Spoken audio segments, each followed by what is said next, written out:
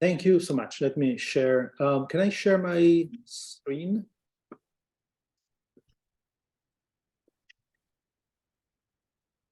You should be able to. You have a co-hosting. It says host the disabled participant screen share. Oh, you can. Got there. You came on later.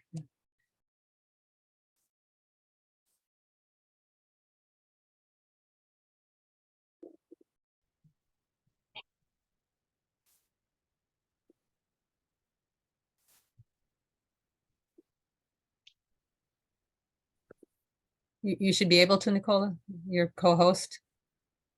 Unfortunately, I can't. It appears the same message, host disabled participant screen sharing. Try now. Yeah, okay, thank you. All right.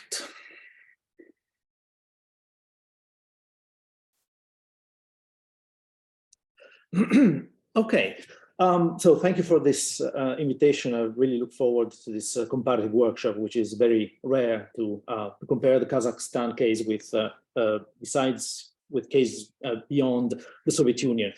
So in this presentation, I will argue that in order to understand the dynamics of the Great Famine in Kazakhstan, we need to take into consideration a number of policy decisions on the part of the Soviet political leadership that caused related processes, but must be kept conceptually separate.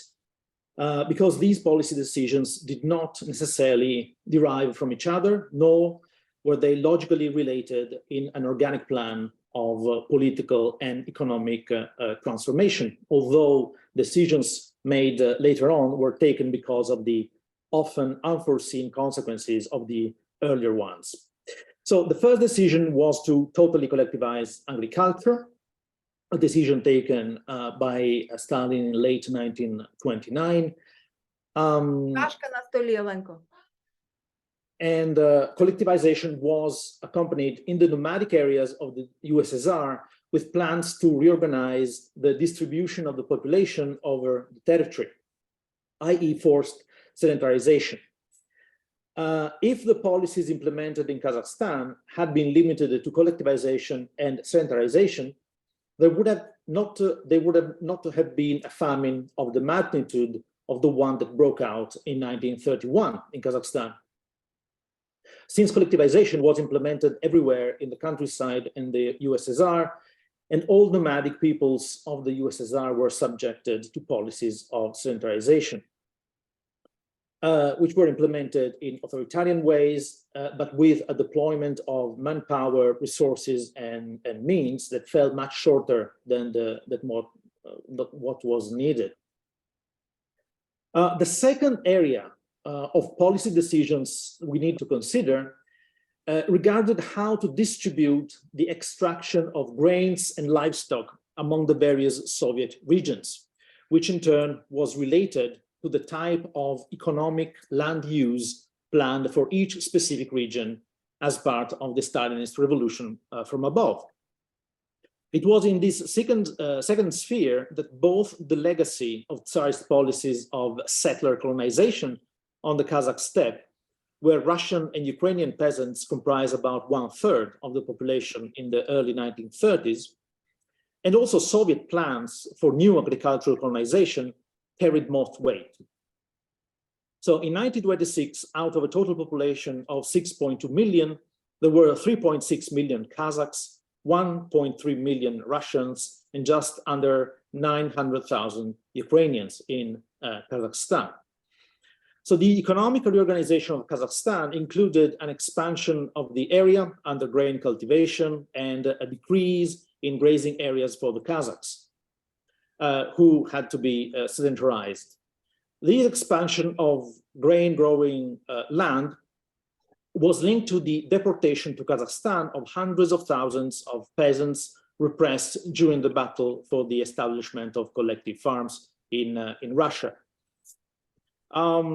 So these plans to expand the cultivated areas and the existence of a strong agricultural sector, where about half of the population of Kazakhstan was engaged, almost all Russian and Ukrainian peasants, but also a quarter of the Kazakhs were actually agriculturalists, meant that the grain procurement quotas were high in Kazakhstan, leading to the impoverishment of both Slavic peasants and Kazakhs, who were often forced to sell their livestock on the market to buy grain to be delivered later to the state. Kazakhstan, in the spatial division of Soviet territory, was a food, crop, and livestock supply area, where therefore the state took away food resources. It did not send them for distribution as it did for areas where the most important production was made of industrial crops. I am referring to Southern Central Asia, namely Uzbekistan, Turkmenistan, Kyrgyzstan, and Tajikistan.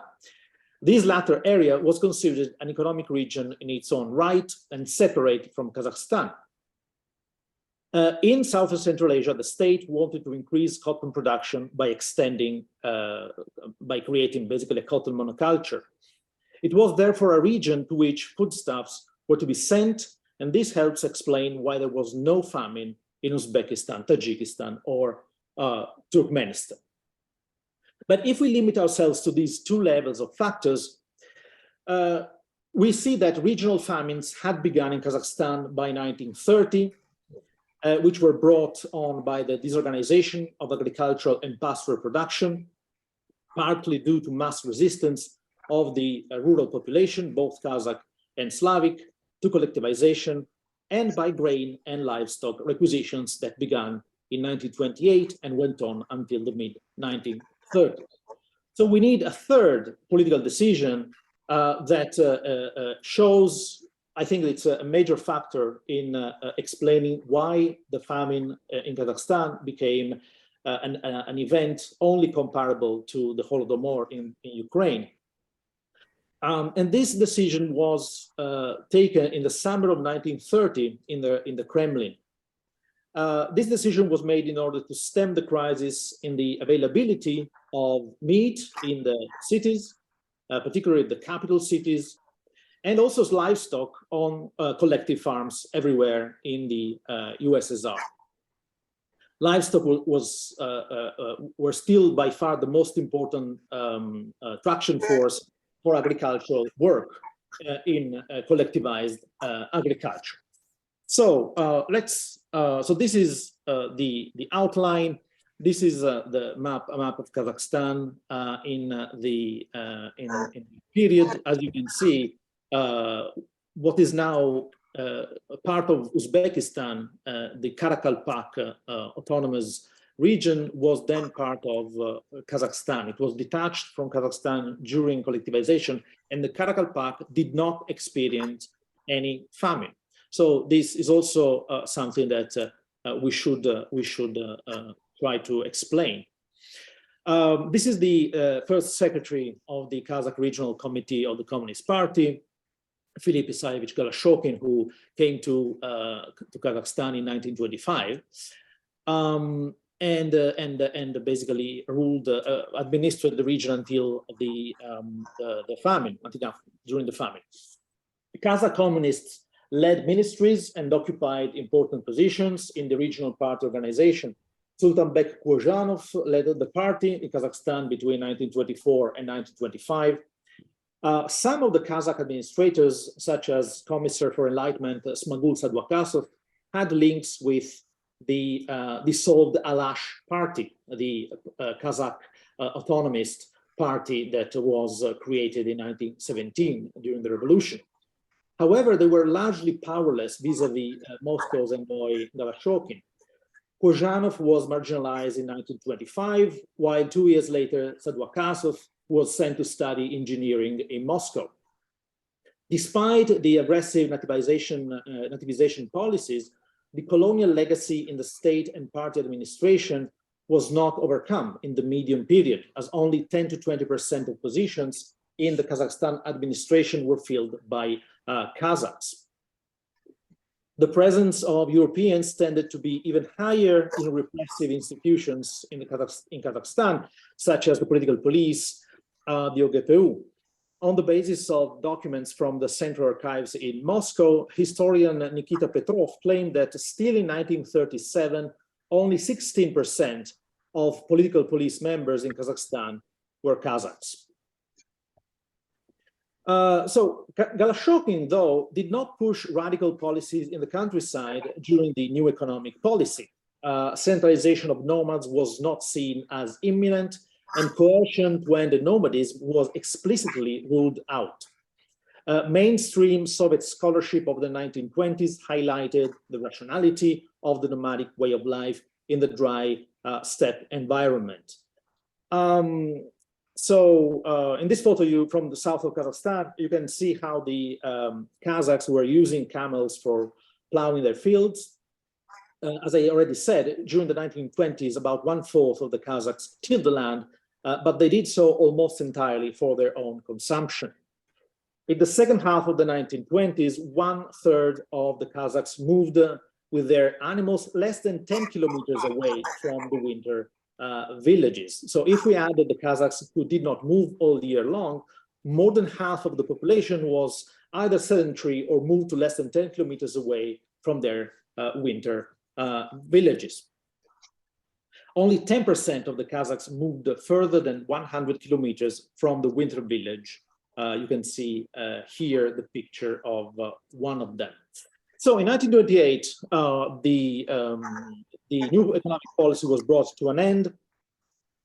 And let's now, so this is an important aspect that we have to keep in mind, is that this factor is that Kazakhs were consumers of grain, which they did acquire by purchasing these grains from agriculturalists or by tilling the land.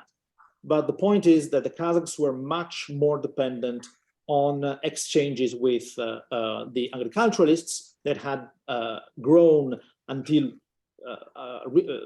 reaching 1/3 of the population in the 1920s, thanks to the settler colonization policies in the last 25 years or so of the Tsarist regime. We can follow in this chart how the Kazakhs were impoverished by grain procurements. So grain was a significant component of the Kazakhs' diet, while in the Russians and Ukrainians' diet, meat was not crucial. In other words, pastoralists depended on exchanges with the peasants more than the other way around. Procurement agencies knew that Kazakhs had grain, grown or purchased. Thus, they set high procurement quotas for the herdsmen. The Kazakhs did not have all the grain that they were supposed to give to the state, so they started to sell or barter livestock to peasants to get more grain. This, however, made livestock price plummet and triggered a vicious circle by which Kazakhs had to sell even more livestock. Then the Kazakhs delivered the grain they had purchased on the black market, thus confirming to the eyes of the procurement agencies that they indeed had grain and vindicating the high grain procurement quotas set for them. So grain procurements were detrimental for the Kazakhs, who started to lose their livestock, not only their grain. Stalin had a direct influence on the harsh measures taken in Kazakhstan, especially in the north and the east of Kazakhstan, so the central grain growing areas of Kazakhstan, because while he was touring Siberia in January 1928, he summoned Kazakhstan regional administrators to Siberia and steered them up to implement harsh procurement measures. So in 1928, Galashokin also implemented a policy of deportation of the Kazakh social elite, the so-called bais, so rich herdsmen, but this was a very marginal measure in terms of its effect on the economy of the steppe, because about 700 rich herdsmen, which included also former Tsarist district chiefs and in general figures of authority within Kazakh rural society, as I was saying, only 700 of them were deported. So this cannot be considered a kind of rehearsal for politicalization. The official spin to this campaign covered up a more general offensive waged against authority figures in Kazakh society and aimed at Soviet state building. So many former Alash Orda members were arrested at the time. The former Alash leader, Alikhan Bökeyhan, who had been forced to move to Moscow in 1922, where he worked as a translator, was arrested at the end of the 1920s. Eventually, he would be killed during the Great Terror in 1937. So grain procurements and the repressions against Kazakh elites went hand in hand with measures aimed at including the Kazakhs within Soviet state institutions. In the autumn of 1928, for the first time since the Russian conquest of the Kazakh steppe during Tsarist times, young Kazakh men were drafted into the army. In spring 1929, Kazakhstan was officially reopened to peasant colonization from outside the republic. So grain procurements were the main factor in the gradual Kazakh impoverishment after the harvests of 1927, 1928, and 1929. Grain procurement quotas in 1930 in purely pastoral Kazakh districts were as high as quotas for the agricultural Volga region. The main focus of Moscow's policies in this period was to increase grain production for export. In April 1929, a resolution was pushed through the 7th Congress of Soviets in Kazakhstan, proclaiming that Kazakhs needed to be totally sedentarized by the end of the first 5-year plan, which had been officially launched the previous year. So at this point, sedentarization was equated to the transition to grain-growing agriculture. At the end of 1929 and then in 1930, total collectivization of agriculture was launched. And from this map, you can see that grain-growing regions, mostly where the settler Slavic population was concentrated, was targeted for collectivization first. The areas highlighted in yellow which were those who were collectivized first, had two characteristics. They were grain-growing areas, and they were crossed by the existing railways, which made moving grain to industrial centers in Russia or to export it easier. This is a map of uprisings against collectivization and requisitions. Can you still see the presentation? No, no more. It was clear with the insurrections, but it disappeared. Something has happened because I didn't do anything. Let's try again. Can you see it again? Yes. Okay. So this is a map of the insurrections that rocked Kazakhstan and of course, disorganized production further. Kazakhstan was one of the main destinations for deported peasants from European Russia. Thus, the number of Europeans in the steppe grew during the first half of the 1930s. Almost 300,000 people, mostly Russian peasants and Kuban Cossacks, were brought to Kazakhstan for other Soviet regions. Most of them arrived during the famine, thus competing for scarce food resources with those who already lived in Kazakhstan.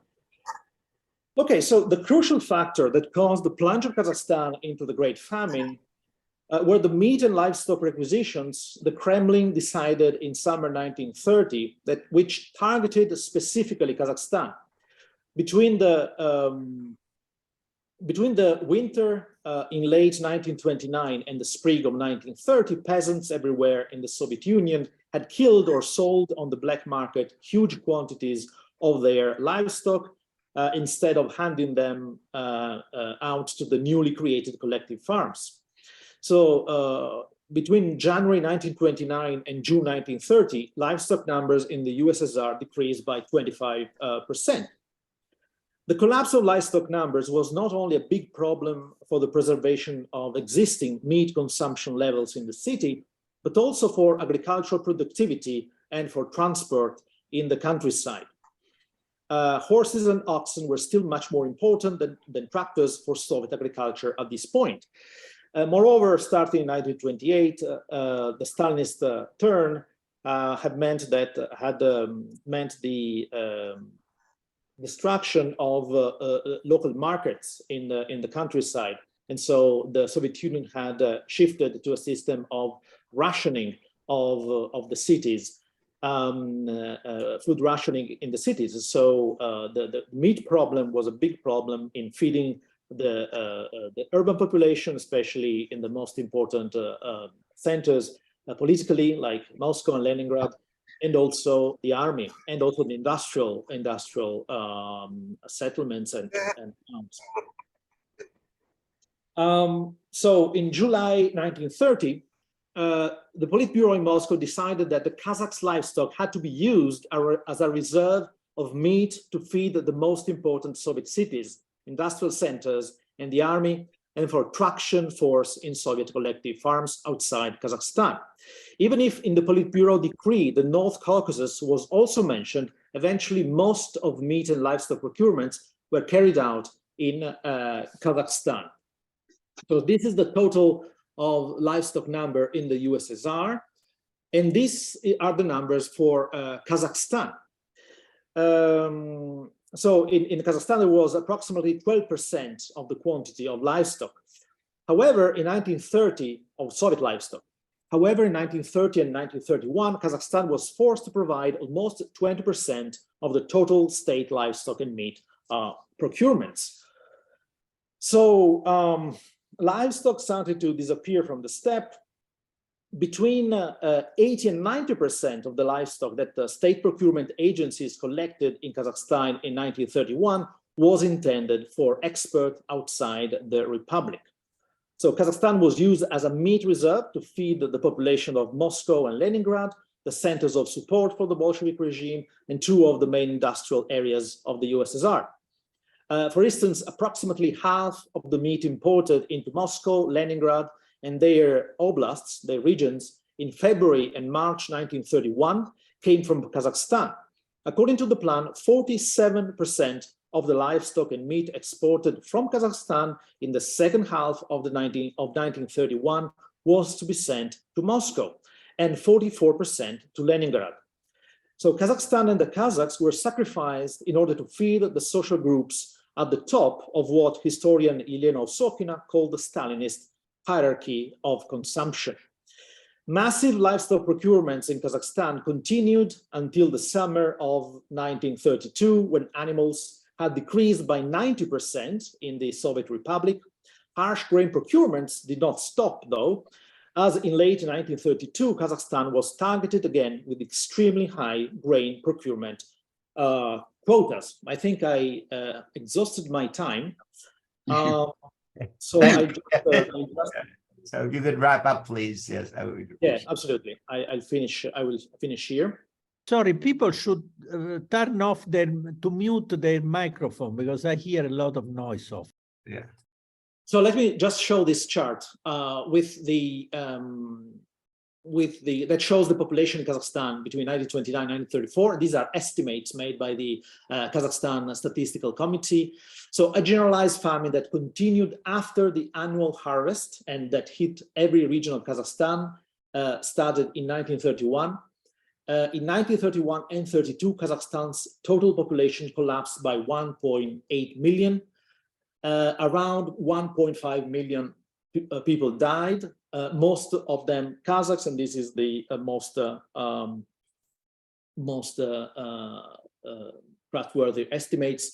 This is the collapse of livestock in Kazakhstan. This is one of the few photos that we have of Kazakh famine refugees. This family in Orenburg, close to the border. This is a map showing the economic regions that we can go back to that during the Q&A. So let me just wrap up by saying that so the use of Kazakhstan as a strategic meat reserve was the main factor behind the transformation of the limited famines in some of Kazakhstan's provinces in 1930, caused by collectivization and the annual forced procurements of grain that had started in 1928 and had progressively impoverished the Kazakhs into a great famine that encompassed the entirety of Kazakhstan from 1931 to 1933, and which killed approximately 1/3 of the Kazakhs. Thank you very much. Thank you very, very much. We will now be moving from the Soviet sphere and this tremendous famine and loss of life caused by the Soviet government policies that so decimated the Kazakh population to the very large famine in Bengal. Our speaker will be Janam Mukherjee from Toronto Metropolitan University. Dr. Mukherjee is associate professor at the Toronto Metropolitan University. His book, Hungry Bengal, War, Famine, and the End of Empire is a detailed account of the impacts of hunger and economic violence on the people of undivided Bengal. Incorporating extensive archival and oral history research, he draws structural links between war, famine, social upheaval, and civil violence in mid-20th century Bengal. He has also published theoretical work on structural violence more generally and creative nonfiction related to the period of war, famine, and riot in Bengal. We at HREC have been very grateful for his cooperation with our program, and particularly his participation in the conferences that led to the volume on empire, colonialism, and famine in the 19th and 20th century. It has recently come out in monograph form. It has already been available on East-West, our journal. Just to mention our general structure, I would ask each of our speakers to speak for approximately 20 minutes. That will be followed by 10-minute discussions by our two discussants.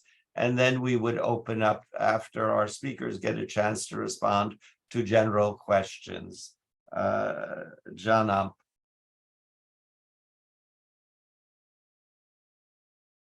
Thanks so much, Frank.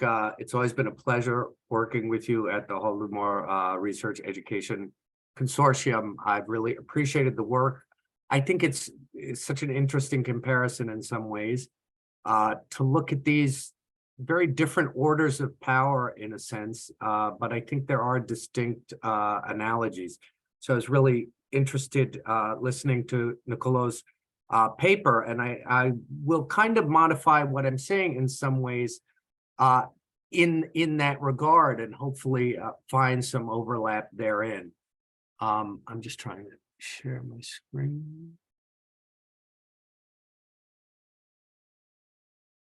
So yeah, I will discuss the Bengal famine, often called the Bengal famine of 1943. It is a wartime famine, which is quite important. It's also both, as I will talk about, a colonial as well as an imperial famine. And I'll try to draw some distinctions between these two orders of power. Famously in 1981, really changing the entire purview of famine studies, Amartya Sen, writing about the Bengal famine, made the claim that starvation is the characteristic of some people not having enough food to eat. It is not the characteristic necessarily of there not being enough food to eat. So this extraordinarily simple statement that really revolutionized the way that we look at famine now, much more through the eyes of political economy, agency of power, and the way that then impacts populations. And this idea then of famine not being natural catastrophe or being an inevitable circumstance of agricultural production, but famine stemming from man-made factors.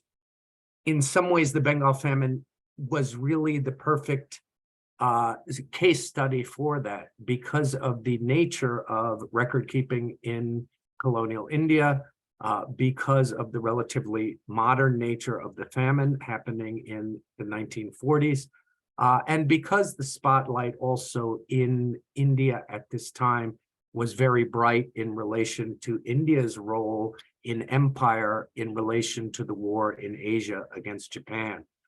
So in the famine of 1943, as it's called, although we see starvation really spanning the period from 1941 at least till 1946, estimates range from about 3 to 6 million people dying of starvation and related diseases and dislocation. In my work, I've begun to think of kind of necessary causes of famine and sufficient causes of famine. And I think in the case of the Bengal famine, then, the necessary causes, the most immediate and overarching causes, are the relationship of war and colonialism. So with Japan's overthrow of British power in Singapore, Malaysia, and Burma, India then was placed in the direct crosshairs of World War II against Japan, became the main supply front for Allied efforts against the war in Japan, and particularly in the east of India, in Bengal, then hosted the movement of hundreds of thousands of troops, as well as then Calcutta being retooled to military and wartime production on a gigantic scale. So in the city of Calcutta, the capital of Bengal, you have a gigantic industrial boom. Indeed, Amartya Sen and others have called the famine in Bengal a boom famine because of the kinds of profits and production that were operating in Calcutta and the resultant poverty. And really my latest work is trying to connect these two aspects, the industrial boom and the impoverishment of the poor and mostly agriculturalist population in Bengal. So these two aspects, World War II and then the authoritarian nature of the colonial structure, the rejection of self-rule, self-determinacy, also factoring in to the policies and the kind of authoritarian nature of policies that led directly to famine. The aspect of colonialism amplified by the necessities that Britain is citing in terms of World War II. And I would suggest that in some sense, war determines the limits of colonialism. So India, although understood to be an autonomous nation state in some definite sense, under the colonial setup, under the umbrella of empire, becomes much more directly under imperial rule in relation to the war. So in a sense, it is more imperial policy than colonial policy that becomes enacted during the wartime. So much more direct kind of influence from London in that sense. So these are probably what I identify as the necessary conditions. And then you have the sufficient conditions of governmental and industrial rapacity, which is what I'll talk about today. And particularly in the methods and the extent of procurement schemes that were hatched in relation to the war effort. The scarcity of rice and the increasing problems with inflation and black markets lead to excessive hoarding, as well as speculative purchasing on a huge scale. So in the colonial setup, there are very little restrictions on purchasing, and as we'll see, on price also. Famously, in recent years, the role of Winston Churchill has been highlighted. Winston Churchill really very stubbornly and insistently refused imports into India at a time when prices were skyrocketing, food grains were becoming scarcer, and imports from London could have really cracked that problem by dumping food grains on the market, lowering the price, etc. In some ways, though, in my own understanding and my work, that question of imports is a downstream question, right? The real question is what happened to the rice of Bengal that caused the scarcity to begin with? We know that production in Bengal was not entirely abnormally low in the preceding year, leading up to 1943. And yet for the poor of Bengal, rice became impossible to find. And if it was found, the price was prohibitive for at least 50% of the population. So it was really a price-related famine. So the central question is then, if this rice was removed from open markets and the public bazaars, what happened to the rice? Where did the bulk of Bengal's rice go in the preceding year and in 1943 itself? So that question of procurement then is at the core of what I want to discuss today and represent some new work I'm doing that links directly the industrial production and profits being made in the capital city of Calcutta at the time to the dislocation of rice markets, as well as to the funneling of large quantities of rice into the city of Calcutta in the name, as we'll see, of feeding the industrial workforce. So World War II, when Japan particularly enters the war, Bengal becomes very central to the war effort. But even in as early as March of 1940, before Japan is in the war, Britain is at war with Germany, declares war against Germany on behalf of its entire empire, including India, without consultation, it should be said. So it's just assumed that empire will assist in the war effort, as they in fact did in World War I. So the Federation of Indian Chamber of Commerce and Industry is very enthused about India's participation in the war effort, because World War I had meant considerable profits and really the establishment of an industrial Indian capital class in relation to wartime production during World War I. So the FICCI then announces in 1940 its support for the war effort, even while the nationalist movement is reviling being bootstrapped into British war effort without consultation. But the FICC says that the war will be a strong and direct stimulus to the development of industries in the country. And indeed it was. So you have textile manufacturing, India producing as much as 80% of the textile, munitions, as well as heavy machinery used in the war effort in Asia. You have the index price of cotton manufacturers quintupling between 1939 and 1943, and steel production also doubling. This is a critical period of time in the 1930s when the industrial infrastructure, particularly of the city of Calcutta, is being taken over by Indian industrialists.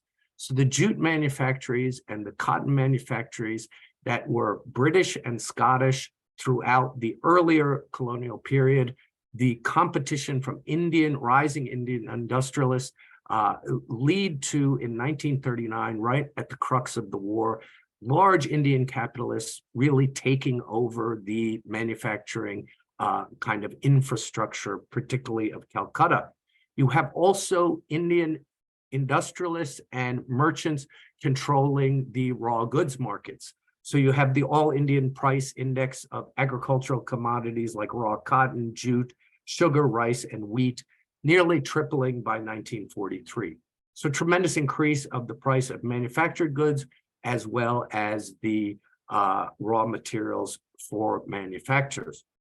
By the Second World War, then, firms such as the Birla brothers in Calcutta, and particularly Marwari capitalists who are non-Bengali, Rajasthani community, who had made their fortunes in speculation, as well as in the kind of trade in raw materials, often through manipulating price structures, through hedging kind of investments on agricultural prices that could be well controlled through the interaction of Marwari merchants in the markets in Bengal.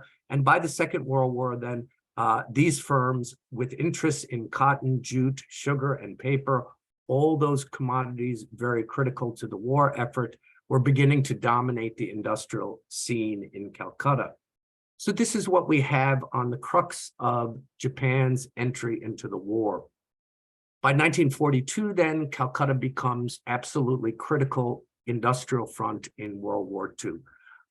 In 1942, with the advance of Japan, there's an essential services maintenance ordinance, and you have cotton and jute mills, metal work factories, paper mills, engineering firms, food production facilities, rice mills, and other kind of industrial outfits being called essential. They came under then certain distinct protections of the imperial order. Again, the order is kind of larger than the colonial order, and I'll talk about that a bit more. You have control shops being set up for industrial employees, and increasingly the call in regards to war support in India was about feeding industrial labor. So the need to keep industrial labor in the main industrial centers, and particularly in Calcutta, satisfied and fed. Even by 1942, you have rising inflation and the scarcity being felt by the lower classes in society very critically, and the idea that employment in war factories then is also a respite from the rising inflation all around. The government of India, then, you have the government of India, the colonial government, the government of Bengal, also colonially established, various chambers of commerce, their constituent firms, and the Calcutta Municipal Corporation, the most local and elected branch of government, all claiming to be feeding industrial Calcutta during this period of time. And what we see is repeated procurement schemes of commandeering the rice supplies of Calcutta and special operations of transport into the city of Calcutta, and large amounts of rice being basically, appropriated from the countryside and moved into Calcutta. In reality, by the end of the war, the actual working population, industrial working population of Calcutta is about 1.5 million industrial workers.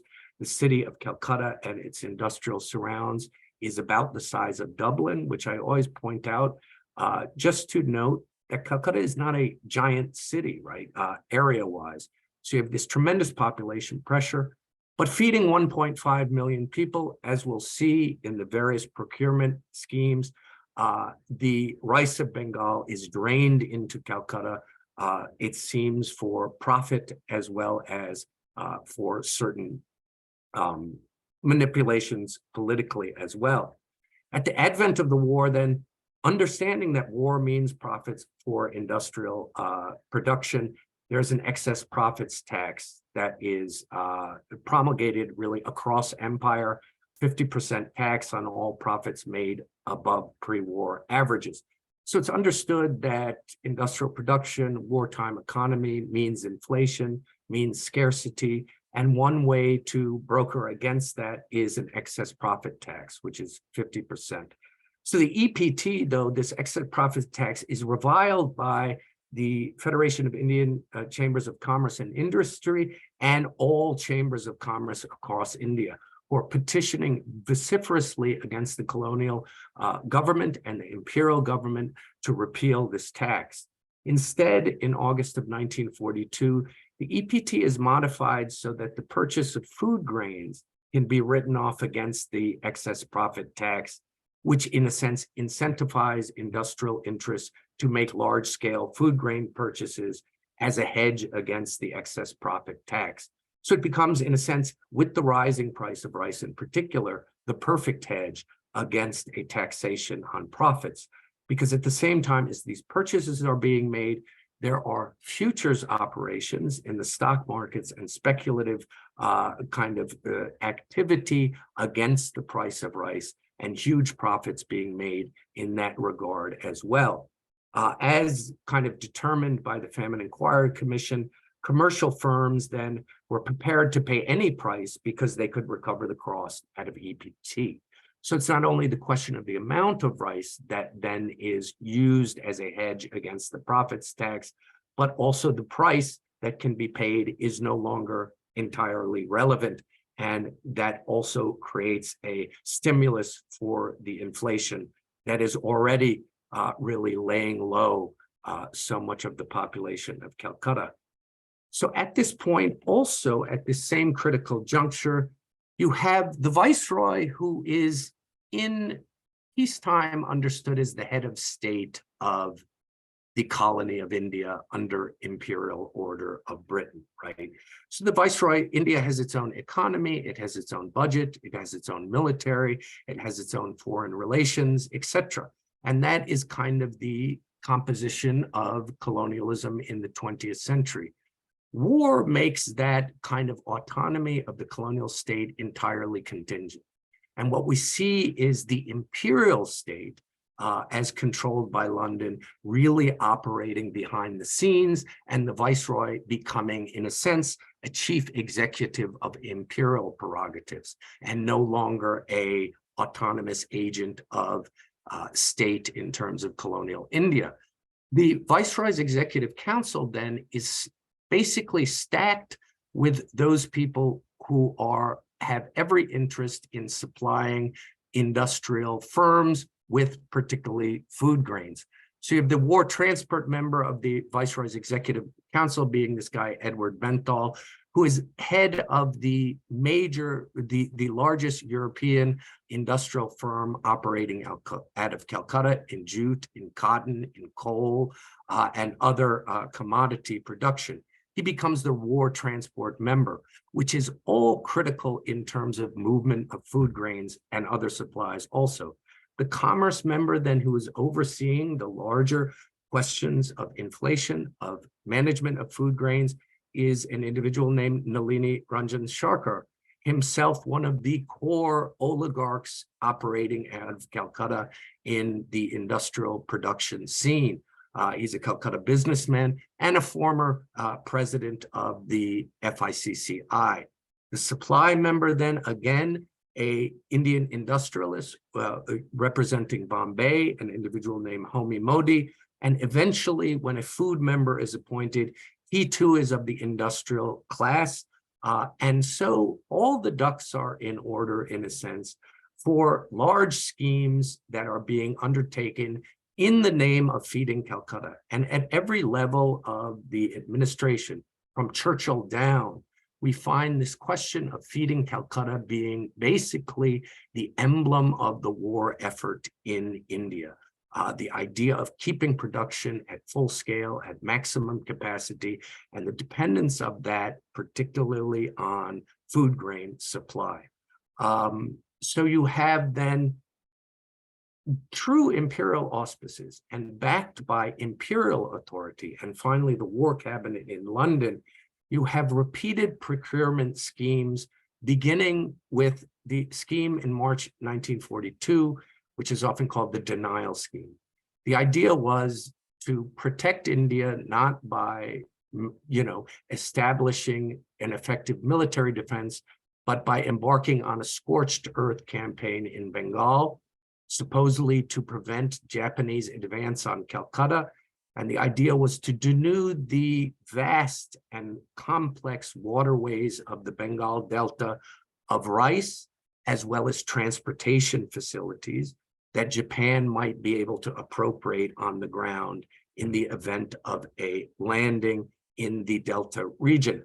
So you have in the denial scheme special transport arrangements and permits given to select rice merchants, rice mill interests, industrial purchasers, and government agents, all backed by an imperial diktat, to go into the countryside with full military regalia and the backing of not only the colonial state, but ultimately empire as such, and extracting the food grains of Bengal.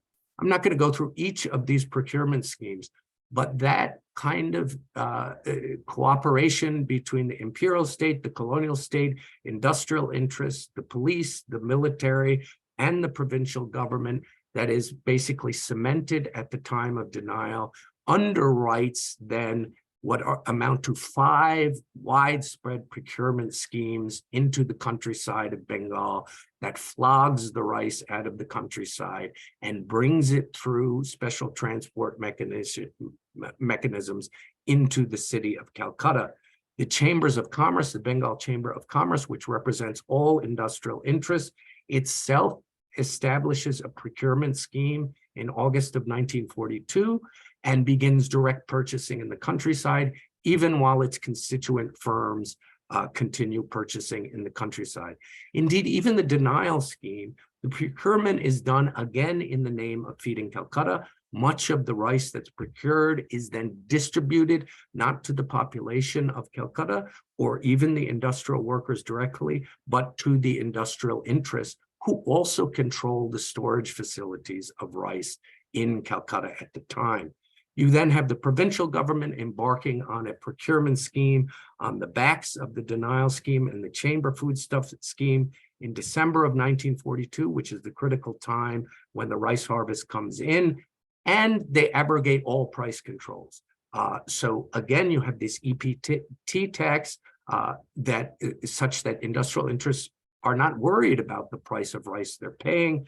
So you have all these parties going into the countryside in mass, claiming imperial and colonial authority, paying whatever price they can pay to the larger stockholders in the rural areas, and again, moving that rice into Calcutta.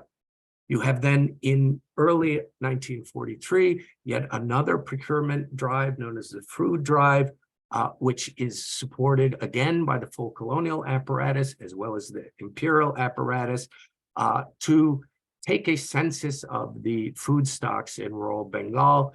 Much of there's extraordinary heavy-handedness in this particular procurement scheme, and far-reaching powers of procurement and even confiscation are given again to these partnered interests of the industrial oligarchs, the colonial state, as well as imperial authority.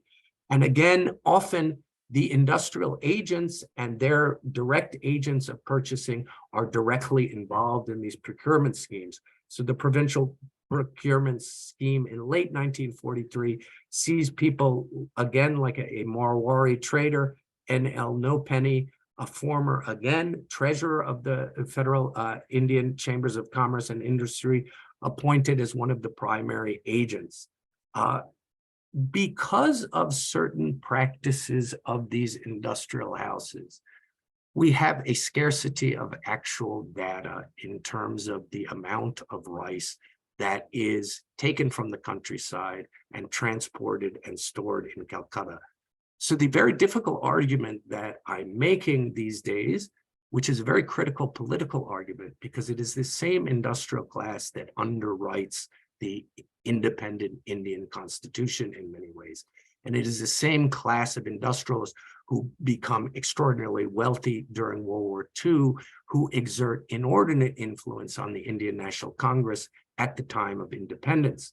The Marwari traders operating in and out of Calcutta in particular are well known to hide their or keep their business practices very opaque.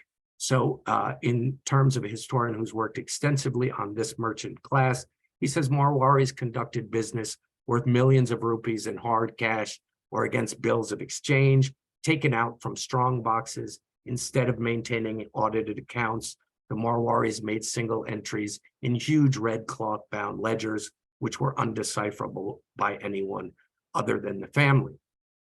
But we have the circumstantial evidence abounding in Famine Inquiry Commission and through other archival sources that there was a general mania to buy anything and sell it afterwards to make some profit.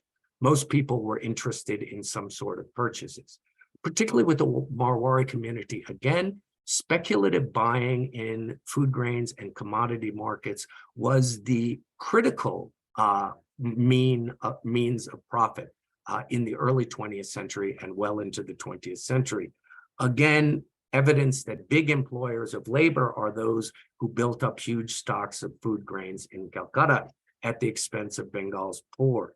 One of the most widely kind of circulated examples of the amount of food grains that had been stockpiled in Calcutta was a storage of 90,000 tons of rice that had been left out completely in the open in the Royal Botanical Gardens in the kind of industrial sister city of Calcutta at Howrah.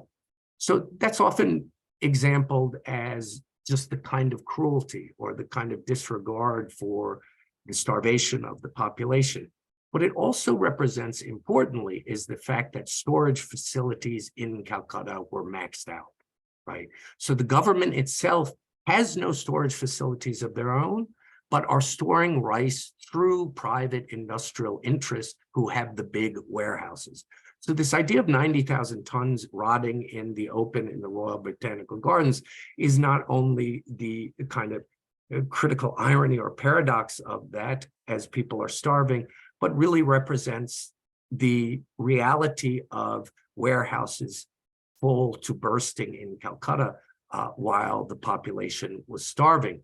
Government itself had little storage and government stocks were unquestionably low.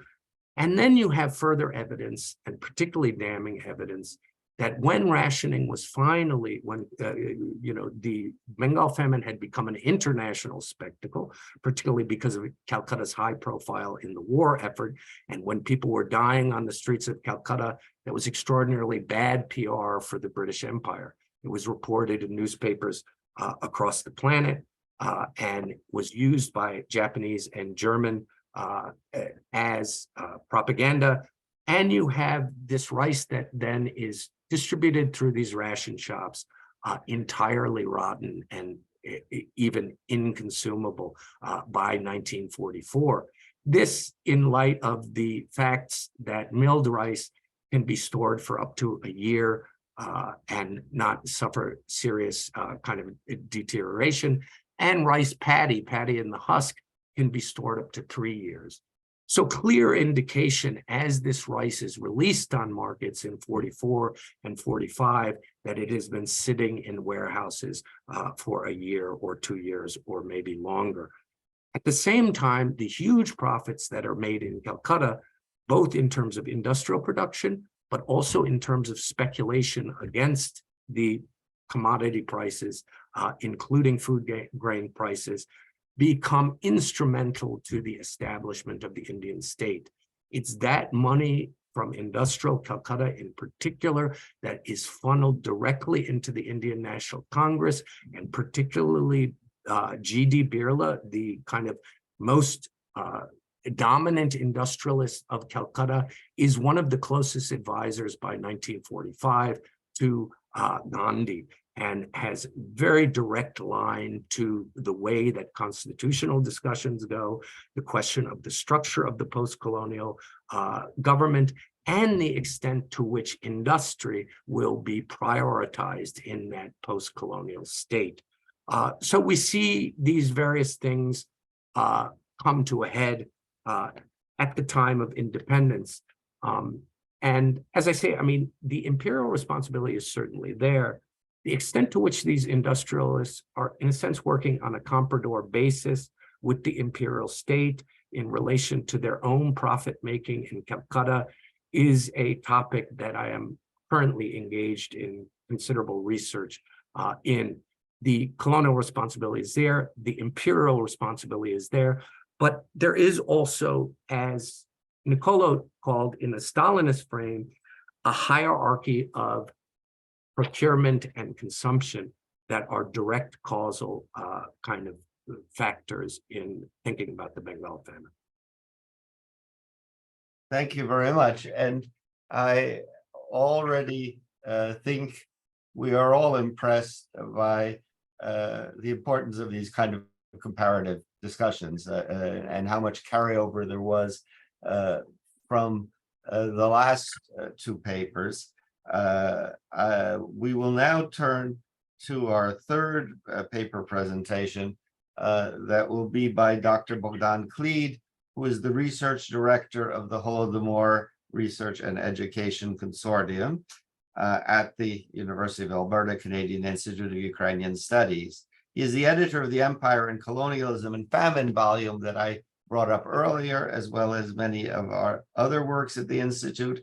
Above all, he is known as the co-editor and compiler of the Holodomor Reader, a source book on the famine of 1932-33, in Ukraine, a tremendously important work on the collection of material on the famine that was published just as our HREC, as we call it, the Holodomor Research and Education Consortium, was founded in 2012.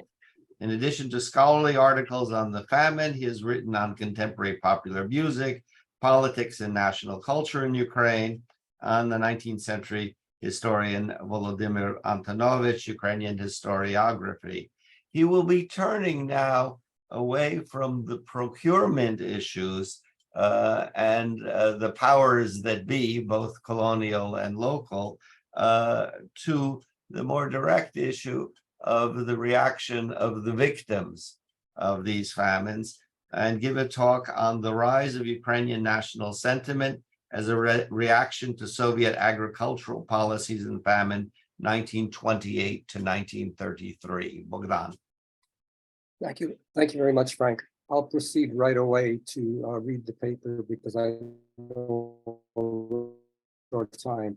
In early 1928, fundamental changes began taking place in Soviet agricultural policies. Following the 1927 harvest, the Soviet states' low procurement prices offered for grain failed to secure from peasant farmers the amount it had established was needed for the cities, the Red Army, reserves, and to reach export goals. High levels of grain exports were seen as vital to funding rapid industrialization in the country. To secure the grain, Soviet authorities resorted to a policy of compulsory deliveries. The most convenient target for the extortion of grain were the so-called kulaks, the more prosperous peasants who produced most of the grain for markets. In late 1929, Soviet authorities decided to eliminate the so-called kulaks and launched the policy of dekulakization, which entailed expropriations, arrests, the exile, and sometimes even the execution of those identified as kulaks. Concurrently, wholesale collectivization was undertaken in the countryside, aimed at transforming an agricultural economy based on small family-run farms to one dominated by large-scale collective farms. An important aim of collectivization was to increase the amount of grain and other agricultural products that could be procured by the state from these newly established farms. The return to compulsion to secure grain, dekulakization, which involved violence and the use of force, and especially collectivization, which imposed from above revolutionary changes in rural society, provoked strong reactions by the peasantry throughout the Soviet Union. In Soviet Ukraine, they were especially strong and numerous. They included ones where national sentiments or feelings were expressed, and even actions taken in pursuit of the restoration of the nation's independence. These latter reactions were unique to Ukraine, where the national question remained a vexing problem for Soviet authorities. In this presentation, I will give some examples of reactions by peasants that reflected or were motivated by national feelings. Opposition to the Soviet state's agricultural policies expressed by Ukraine's lower-level Communist Party officials, where one can discern national discontent, will also be addressed. Finally, comments and responses of Soviet Ukraine's leading officials and the highest authorities in the Soviet Union will also be mentioned. The turn to forceful methods to procure grain in 1928 occurred at the same time that grain collection targets were being raised for Ukraine. The total amount of grain extracted from the 1927 grain harvest reached 4.26 million tons. 7.7 million were taken from Ukraine's 1930 harvest, which was 2.3 times the amount taken from the 26 harvest. The procurement of almost 7.2 million tons from Ukraine's 1931 grain harvest plummeted the country into famine by late 1931, as this harvest, due in part to collectivization, was considerably lower than that of the previous year. The turn to compulsion to secure grain and the increasing pressure on Ukraine's peasants to provide greater amounts of grain for the Soviet state led to dissatisfaction, protest, resistance, and a notable rise in national sentiments. Already in February-March 1928, some Ukrainian peasant Red Army conscripts were reported by authorities to have said the following, quote, It would be better if Ukraine separated from Russia. We would live better, but bread is given to Russia and it sells it abroad.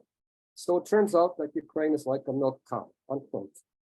The rise in national dissatisfaction was noted at the March 1928 plenum of the Communist Party of Ukraine by Lazar Kaganovich, Ukraine's Communist Party leader from 1925 to 28.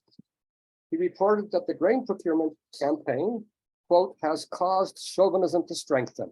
There are conversations about matters such as bread and sugar are being exported to Moscow. The chauvinism comes not only from the top, but from below. Questions about Moscow, the Soviet Union, are now being sharply raised by the kulak, unquote.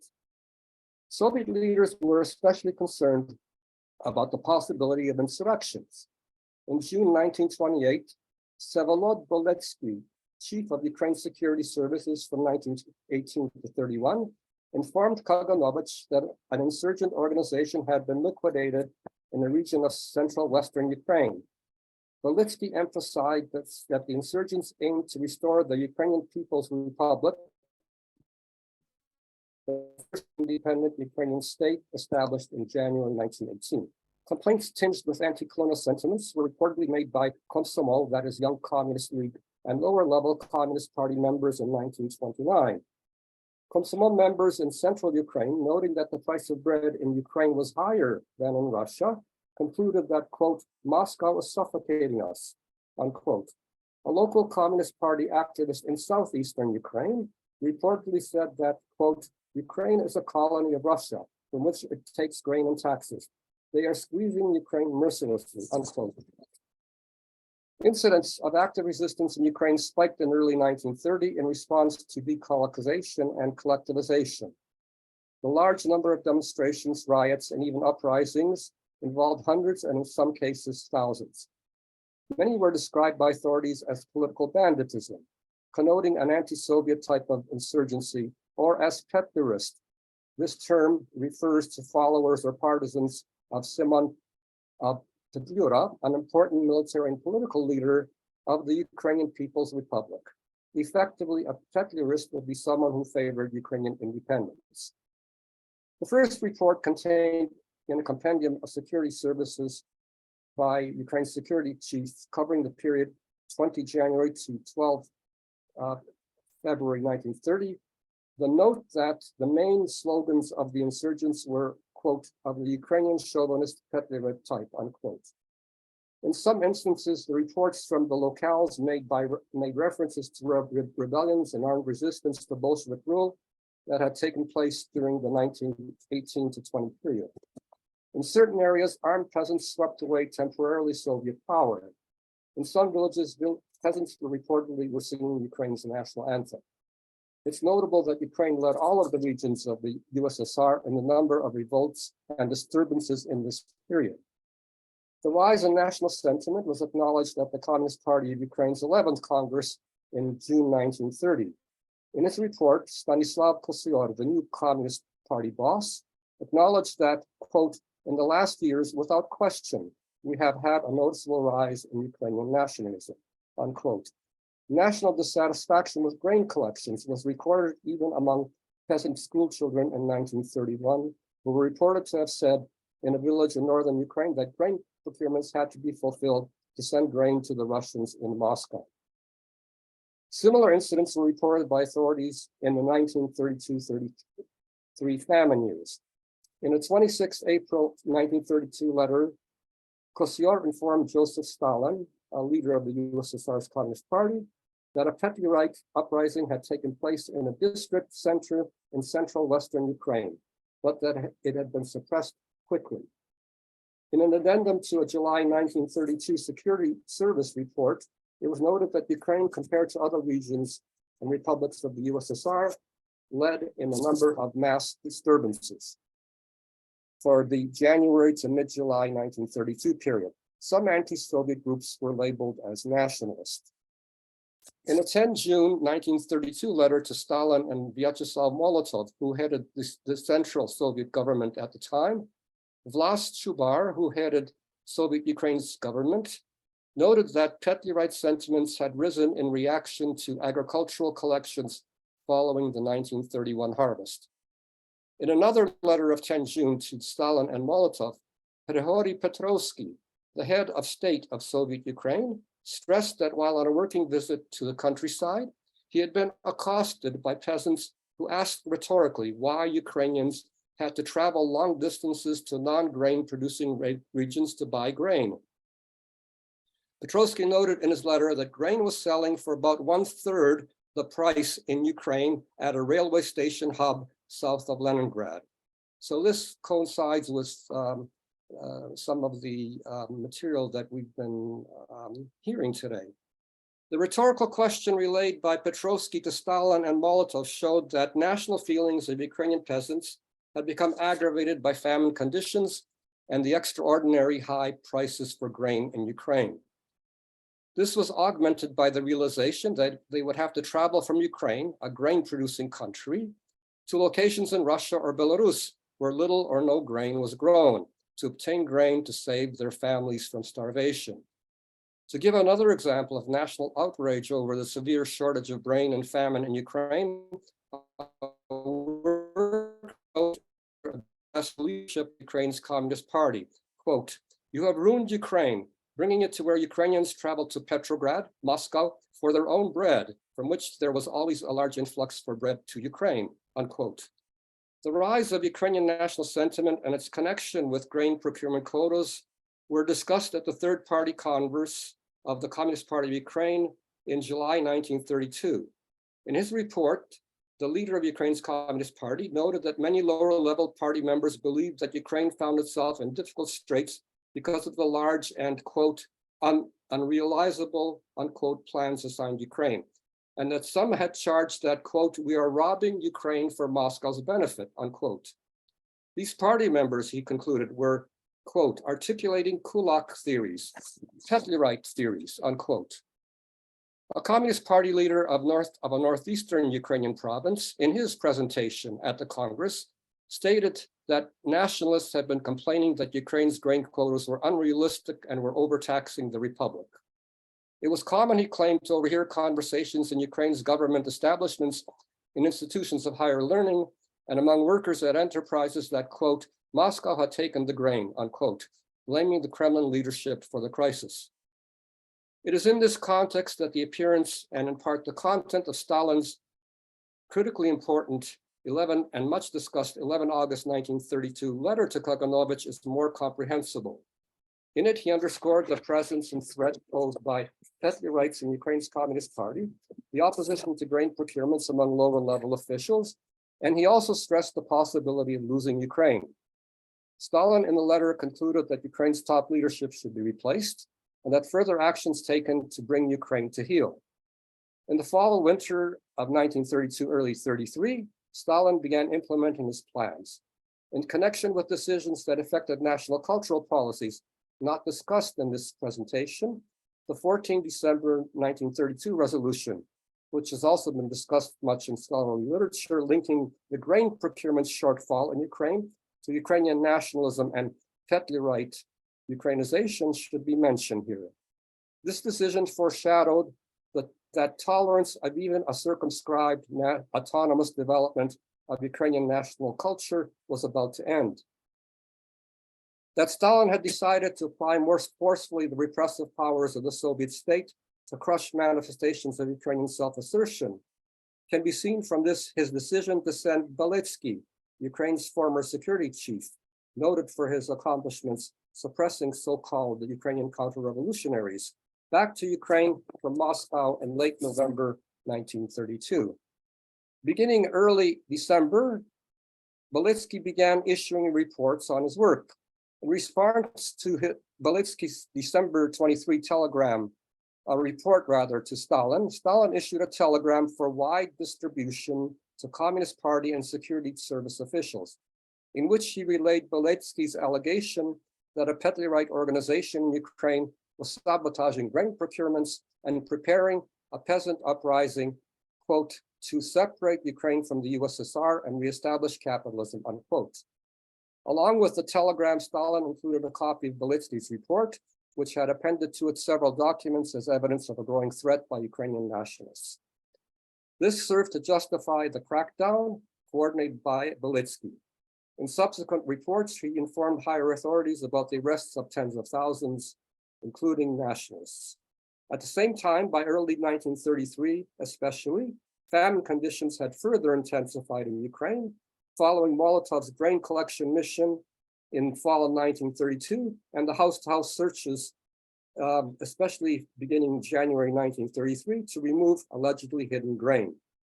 In the first half of 1933 alone, according to Ukrainian demographers, about 2.5 million Ukrainians died from famine.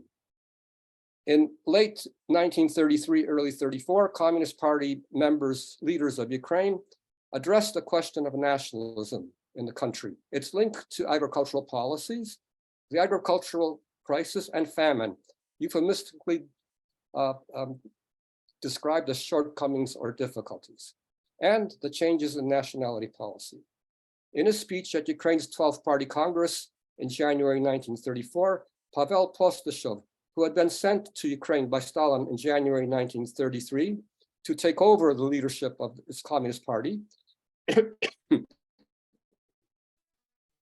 emphasized that the party's leaders had not paid enough attention, quote, to the uniqueness and all of the characteristics of the class struggle in Ukraine and the situation within the party in Ukraine. The first characteristic is that in Ukraine, the class enemy conducts its fight against socialist construction under the banner of the nationalist flag, under the slogan of the fight for the liberation of Ukraine. Secondly, the Ukrainian kulak underwent a great schooling in fighting Soviet power because here in Ukraine, the civil war was especially fierce, because here political banditry held sway for a long period, unquote.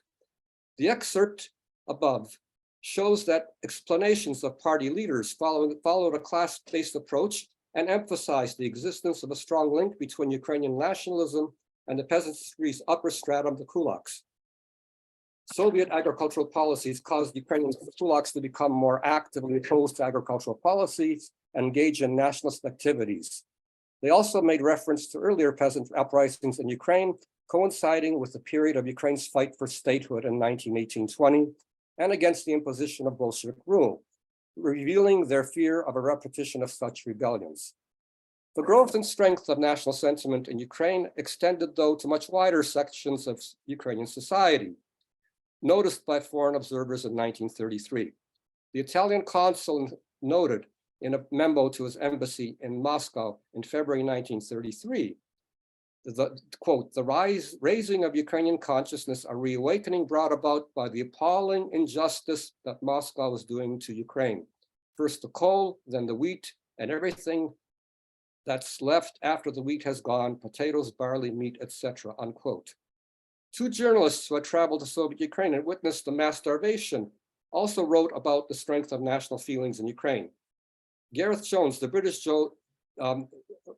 a journalist, in two diary entries for 5 March 1933, wrote that there were a large number of nationalists in Ukraine. Following his return to Britain, Jones is reported to have said that there was, quote, a strong national movement, unquote, in Ukraine, and that there was, quote, a general bitterness against Moscow, unquote. Harry Lang, a Yiddish language newspaper journalist in Ukraine, relayed in a November 1933 article that he had been told by a member of Ukraine's legislature that the national movement in Ukraine was very strong and that, quote, there is a sentiment both among the intelligentsia and among the popular masses that Ukraine should aspire to be an independent republic, not linked to Moscow. Everywhere you can hear that Moscow is taking our bread, unquote. One can conclude here with confidence that the agricultural policies introduced in 1928 and finally famine caused widespread dissatisfaction, resistance, and a growth in the intensity of national feelings and grievances among wide sectors of Ukrainian society. This expressed at the popular level as Moscow having taken Ukraine's bread, this can be understood as an anti-colonial expression. While issues related to cultural and language policies not discussed in this presentation were important elements in stimulating national feelings and emotions among Ukrainians, especially among its more educated strata.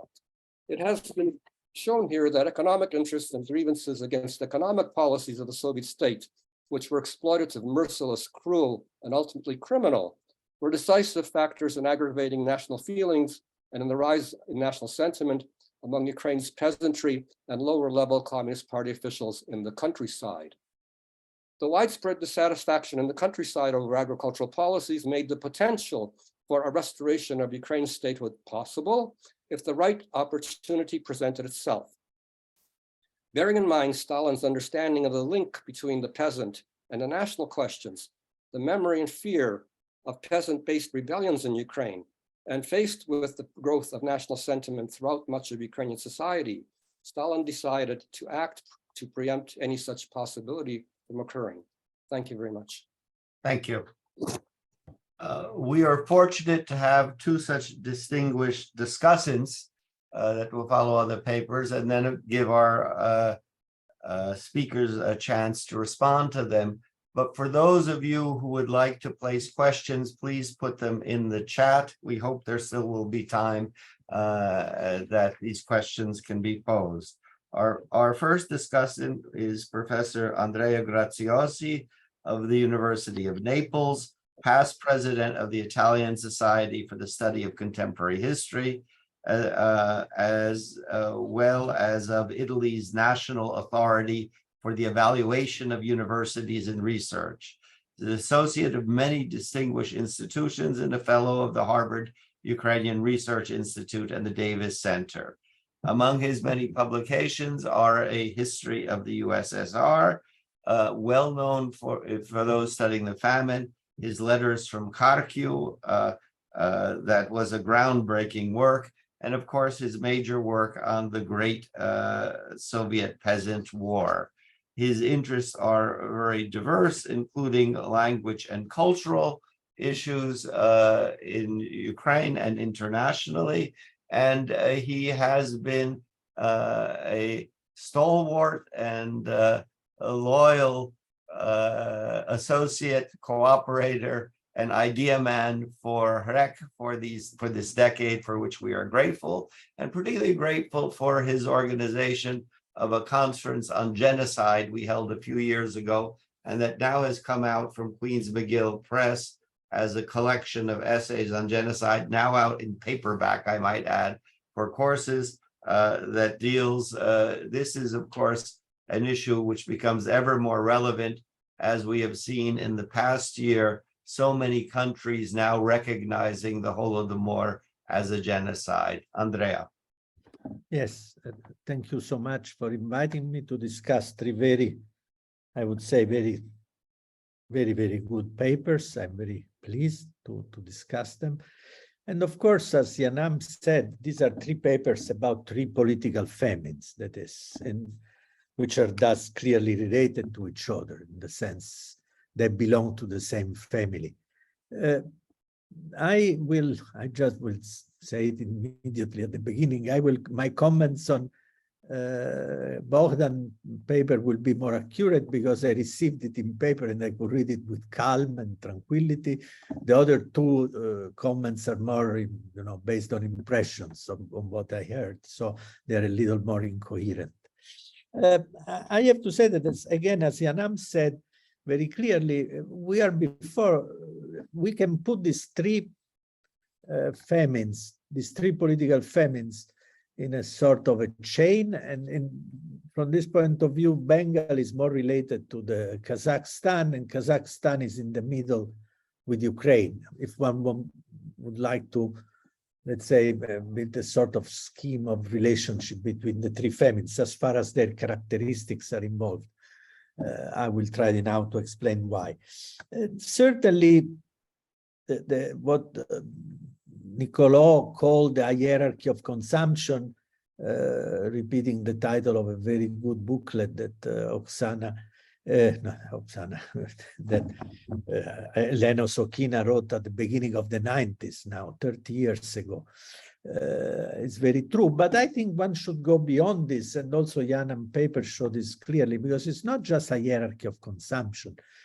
This is the answer of the state to a critical situation, and here is the one big difference. In Kazakhstan there was no war, so this was a crisis produced by Stalin's policies and ideology, and this is the absence of war is clearly a distinction between the two Kazakhstan and the Bengal.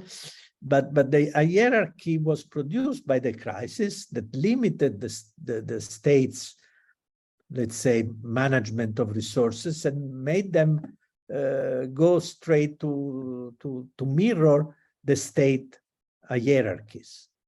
And these hierarchies were not just of consumptions, were also populations, were also of social strata, as both Niccolò proved with Kazakhs and Slavic colonists, and then bureaucracies and Soviet bureaucracies, and Janam proved very well with city industrialists and workers and peasants, which were at the bottom of this hierarchy in Bengal. But these were not a hierarchy of consumption. The consumption was a mirror of a hierarchy of priorities of the state that were determined by the crisis.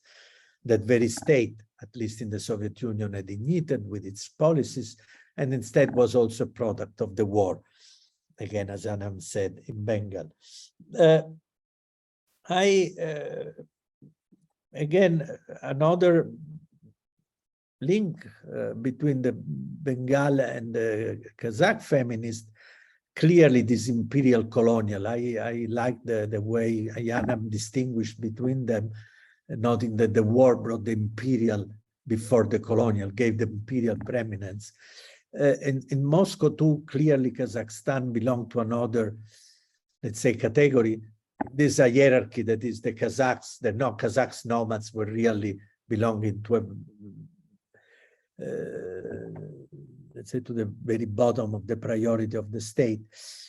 You know, it has been difficult for decades to call the Soviet Union an empire, also because the Soviet Union created in the 20s the rhetoric of anti-imperialism that was adopted throughout the 20th century. So that there are problems. And I myself always had problem just calling the Soviet Union an empire and adopting a colonial perspective. But I would say that clearly regarding the Kazakh case, the element, the imperial colonial element there is very strong and very clear. And I think one, although it's very peculiar, both because there was no war and because at the same time that the Soviet Union promoted also after the famine, the growth of local elites, let's say, and the modernization of what was left of Kazakh society. So again, there were interesting features. I agree that but I will not repeat what Niccolò said so beautifully, that this was not just collectivization. The decision was to take away the meat to feed the cities. So this is a clear case of hierarchies to feed Slavic cities and bureaucracies. I would suggest, Niccolò, only to explore more the moment in which this decision was made, because this was the 16th Congress of the party. So this was the Stalinist elite reacting to the failure of the first 5-year plan, that by the summer of 1930 was already evident to them. And if you read the proceedings of the Congress, this is so clear that they were reacting to a great failure and they were scaling down. So this was a decision actually that to take all this meat that has to be understood in a context of scaling down the first assault. Then the assault was started anew at the beginning of 1931, precisely because these decisions to limit the crisis were successful, or they thought they were successful.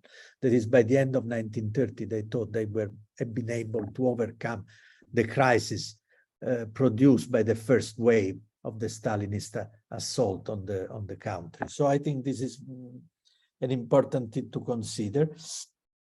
And again, this compared to the Ukrainian famine is very interesting, the stages, the analysis by stages. In Ukraine too, we have a famine in the spring of 1932, as Bohdan recalled. And in Kazakhstan, you had difficulties, then the situation got worse. In both places, there were decisions, political decisions, and this is the affinity with between Kazakhstan and Ukraine. Very, very precise political decision taken in Moscow that produced these two very major famines. decisions that were taken, by the way, in a very concentrated period of time. Another thing, and then I will switch to, if I have another, yes, I have another 5 minutes. That it's interesting is in both the, here it's the link between the Bengali and the Ukrainian famine, is the role of local, let's say, national elite. Or let's call it, yes, national elite, because there, as Janam said, these great industrialists were major, I would say, figures also in the Indian National Congress. They collaborated with Gandhi after the war. They were giving money to the independence effort. And they, I'm sure they were, how to say, convinced supporter of independence. They were not pro-British from the point of view, this point of view. They wanted an independent India. At least this is what I understood from what he said. Here it's interesting to compare with the national communists in Ukraine, because in Ukraine too, there were national communists that really wanted Ukraine to be relatively independent from Moscow and believed in this. And actually, I think, and this could be, Bohdan said clearly didn't want to enter into the national question, which is the great main characteristic of the Ukrainian famine. But this national communist elite supported Stalin in 1929-28. And it supported Stalin because Stalin promised them the cities through centralization and industrialization. He told them openly, you know, with forced industrialization, we will bring peasants, Ukrainian peasants into the cities, and the cities will be yours, as he had said already in 1923 and 22. That cities had to belong to the dominant nationality in the national republics. So I think they really, although they had doubts and troubles with this offensive, this anti-peasants attack, they bought the fact that Stalin maybe was going to give them a urban basis and not just a peasant basis. And then came the tragedy, their tragedy, because contrary to the Calcutta industrialists, they were wiped out in 1932-33. They in 32, they too resisted in a way and protested against these policies after 2 years of failures and tragic condition. There was this minor famine in May 32 that they were successful in forcing Stalin to fight. Stalin even imported food, of course, without declaring this. He bought food and grain in Asia to block, to stop this smaller famine. And then they of course, they collapsed at the end of 32, 33, and by many of them committed suicide, even as we know, in 1933. So there is a different fate of this, let's say, local elites that is quite striking. The imperial I already covered a little bit. I have a few minutes, so I will just say something about, I had a longer, because I thought I had to comment only Bohdan paper, so I had a longer, but I will sum them up. I think first that, so I will be very schematic, Bohdan, I'm very sorry, so, but just to give the sense, I think the title should be reframed as a resurgence of Ukrainian national sentiment, because the great rise was unquestionably between 1905 and especially during the Civil War. And that's why they were forced in 1923 to launch Korenizatsiya. So the rise of the national sentiment in Ukraine was during the Civil War. And these measures in 1928, 29, 1930, as you rightly said, brought up a resurgence of these feelings and also brought doubts in the national communist elite that was convinced that they had gained something. You remember Skripnik writing to Stalin, please not to say horrible things at the trial in Kiev in 1930 to moderate the attack on. Also because Stalin at the same time continued to promise them a very, very strong Korenizatsiya in 1930-31. So they had these elements. But it's clearly that you are perfectly right, and you show them, and there are many, many, many other quotations and statistics that the attack on the peasantry brought up a resurgence, fed a resurgence of nationalist feelings and patriotic feelings among the Ukrainian peasants. I would be always being very schematic. I would say that this nationalist element that you say it's unique to Ukraine was there also in Chechnya, possibly. There were great revolt in Chechnya during collectivization in 1930, and also in Central Asia, as Niccolò showed. So again, this should be, I'm very brief, but this could be rephrased in a little bit. I already said that this Ukrainian, they were even friendly with Kaganovich, who had been the first secretary of Ukraine and was a Stalinist henchman, and then was one of the executioner of the Holodomor. They supported Stalin because, even though they had doubts, but they supported Stalin because of this mirage of conquering the cities through forced industrialization, as the Czech had conquered Prague, let's say, through modernization and the immigration of peasants into the cities. Another point, always very briefly, because I have no time, is that I would stress more the resistance they put up to the famine of the spring of 32. You know, not only Skripnik, Petrovsky, you rightly stressed Petrovsky, but Skripnik too. We have many testimonies that also through their statements that the peasants were saying that the regime was responsible for the famine of 32, so that the party was a revolver party, that the grain was taken to Russia to feed the Russians and the Russian cities, and how they fought this and how they actually forced Stalin to do something, as I said. From this point of view, as Oleg Klemniuk noted very rightly many years ago, the measure Stalin took in secret in June, I would say late May, beginning of June, knew very well, show very well that he knew what had to be done to fight a famine, which then that's make you think that later in the year he decided to have a famine because he knew what had to be done not to have a famine. Yet he did things that actually made the situation less problematic. You said openly you are not dealing with the nationalistic aspects, so the national question, so I will not comment, but certainly he grew convinced that the Korenizacja during the summer of 32, precisely maybe because of that resistance and that resurgent national feeling among the peasantry, that Korenizacja, as applied in the 20s, had been a wrong policy and had to be changed. That those Ukrainians that were being produced were not the right Ukrainians in his mind. And this, I think, stresses a very important point, that Stalin had a very clear idea about how the national questions, the peasant question, the worker person, the cultural question could be manipulated by the party and by a conscious leader. From this point of view, I think Stalin was much more sophisticated than Churchill or than anybody else. That is, he clearly had a vision of what could be done, had to be done to obtain, to get some results.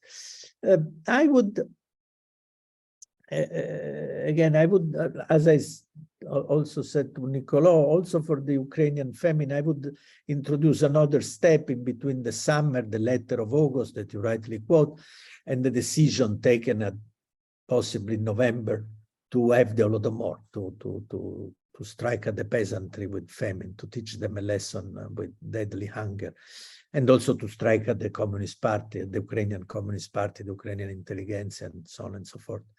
And this is the crisis of September, October 32. You know, that culminated with the suicide of his wife, by the way, which was a really heavy blow for him. And when he sent Kaganovich, you know, that beautiful book by Shapoval about their sending Kaganovich and Molotov around the country. So I would say there is a moment, as you rightly stress, in the summer, And there is a moment in October, November. And also there is a moment, this is missing too, of peasants resistance. The last peasant resistance, I don't know if this is possible, but I remember when I was in Moscow archives many years ago, going through the Sobaya Papka of the Politburo, there were still plenty of revolts, very bloody, very terrible, during the first months of the Holodomor in Ukraine, with attacks, you know, to the grain warehouses and trains, and they were approving shooting people and so on and so forth. So I think this resurgence had its last, let's say, manifestation in the maybe February, March, April 1933. The final point is, again, and I will very quickly, this big questions, that is a real question, because one cannot deny the imperial colonial nature of Kazakhstan. The Bengal, it's obvious, it was a formal colony, but also the important element of imperial colonial in the Holodomor. Yet I think that there are two questions that need to be addressed, and I will be very brief, but need to be addressed. One is Stalin's extreme sophistication, intellectual, political sophistication, which makes him a very unusual leader. And we must always keep this in mind and analyze how he viewed things and how he manipulated things. And the other is that if we stress too much the imperial colonial, in the Soviet Ukrainian especially, because in the Kazakhstan case, as Niccolò showed, it can be done, you miss the ideological, how to say, primary motor of all this, because after all, collectivization started as an ideological project in time of peace. There was no need to collectivize the peasantry if one wanted only industrialization, because they wanted the social industrialization that they collectivized the peasantry. So this was a very unusual move. There have been plenty of rapid speed industrialization without collectivization. Think even of Mao's, of Deng Xiaoping China, that is, sorry.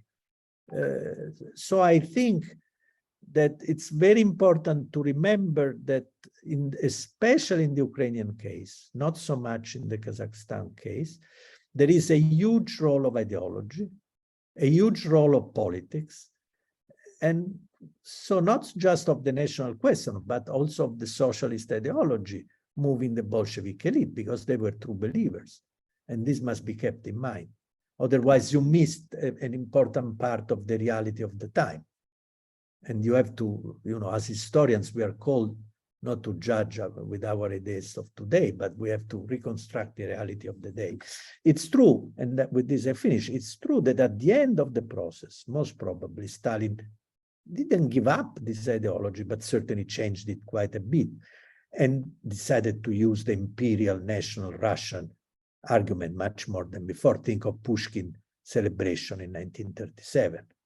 For example, as a, you know, this has been always considered a signal. We now know that the decision came with the Ukrainian policies of 1933-34, but the use of Pushkin celebration is clearly an indication for everybody who wanted to see. Thank you so much. Thank you very much. Unfortunately, I will have to go, as you know, in 5 minutes, but I hope to listen to the beginning at least. We are particularly grateful and honored that Professor Sengupta will join us today. I think anyone involved in Ukrainian studies and with Ukraine knows how important it is to create contacts with Indian academics, with institutions in India, above all, India as a rising and great power plays a great role in the world and for Ukraine's future. But to move it away just from the current political situation and indeed for Ukraine and Ukrainians, the tragic situation of the Russian invasion and the genocidal policies, I think we should look at this more broadly. That is, attention to India with its great intellectual resources is something that perhaps Ukraine has not been able to pay enough attention to. In the same way, projecting information on Ukraine to Indian academics, and although there were many Indian students in Ukraine, as we found out when the war began, still I would say that on the level of knowledge of Ukrainian history, of Ukrainian culture, there is much to do in India.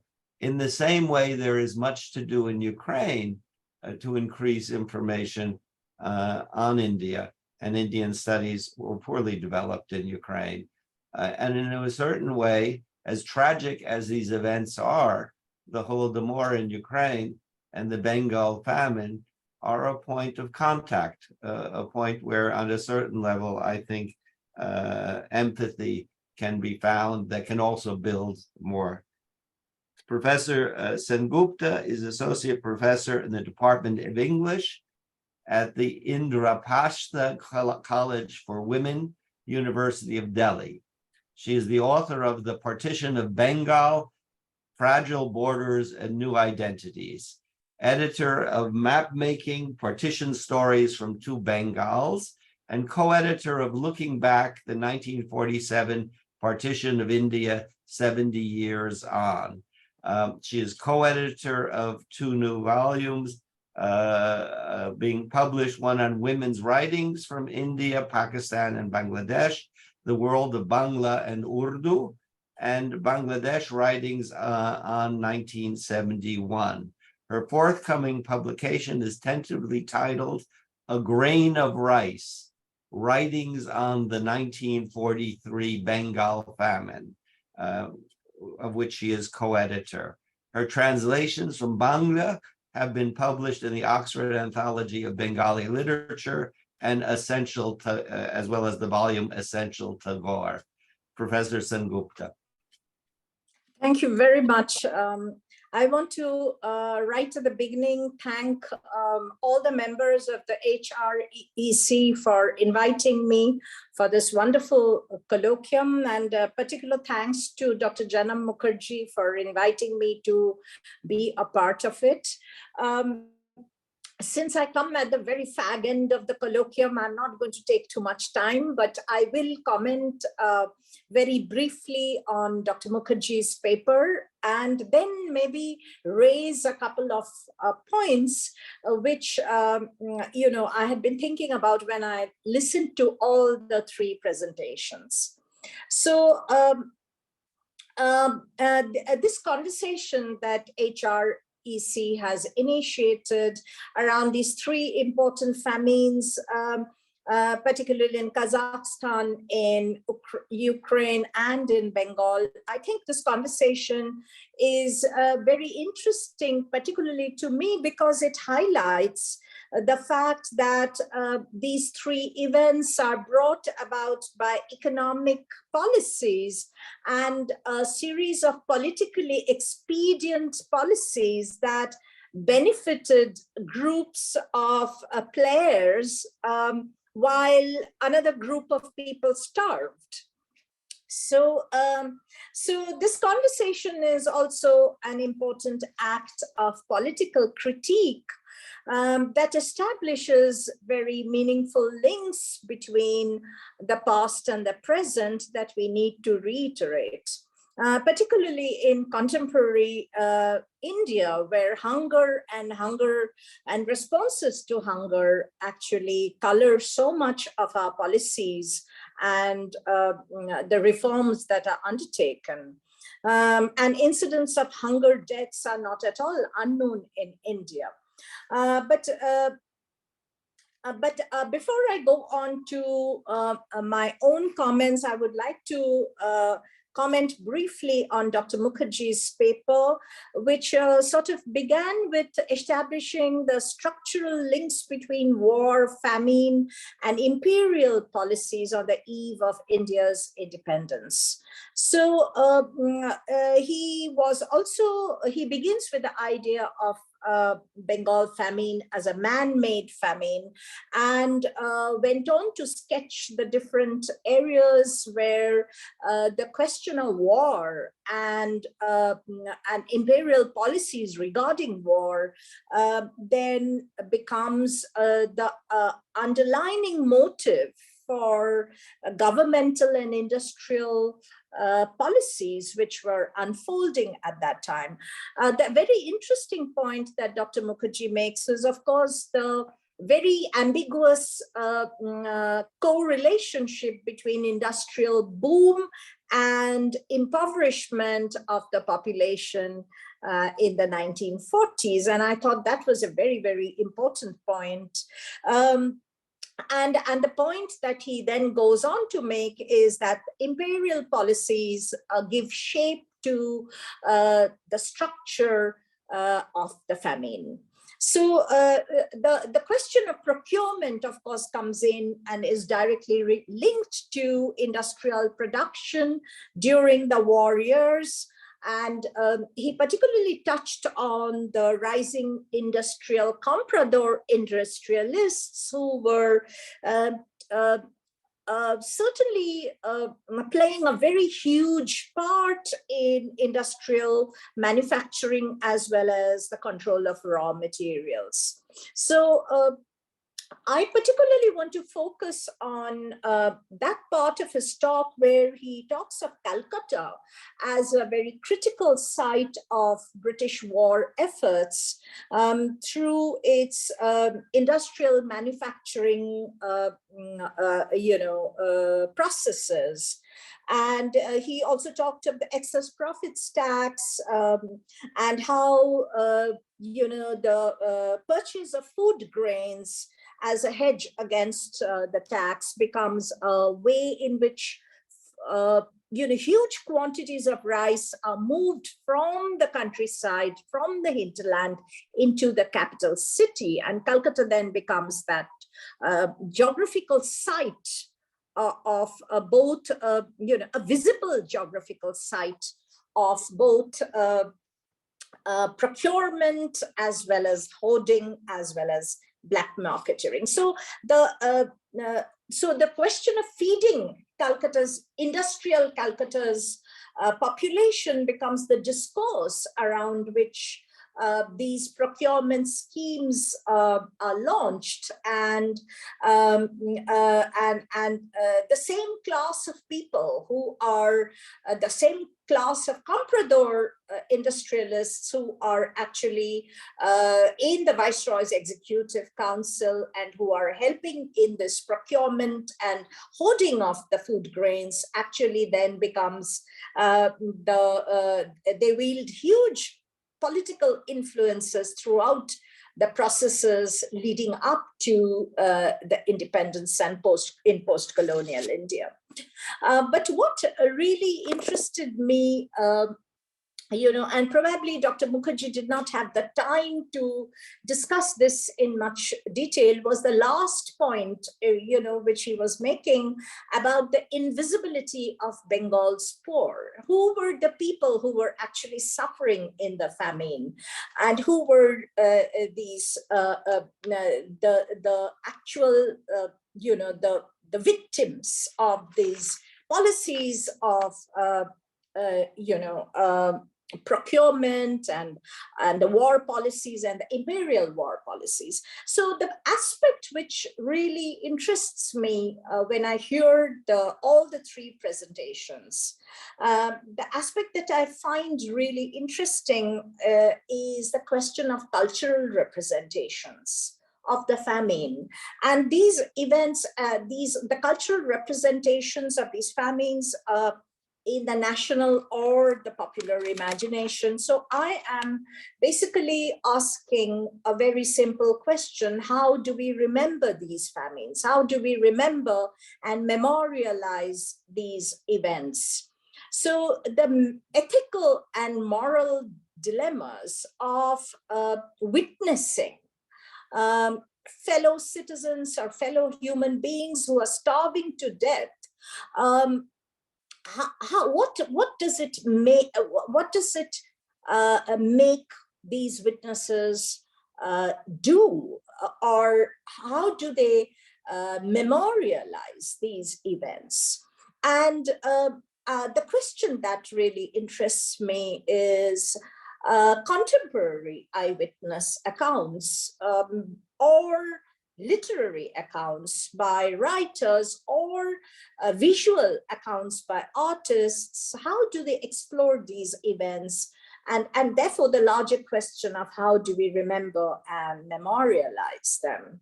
So let me explain what I am trying to say with a simple example from Bengal famine, with which I'm more familiar than the other two famines that were talked about here. So in undivided Bengal, for instance, the Bengal famine, as has been mentioned by Dr. Mukherjee, was an historical event that killed something like close to 3 million people.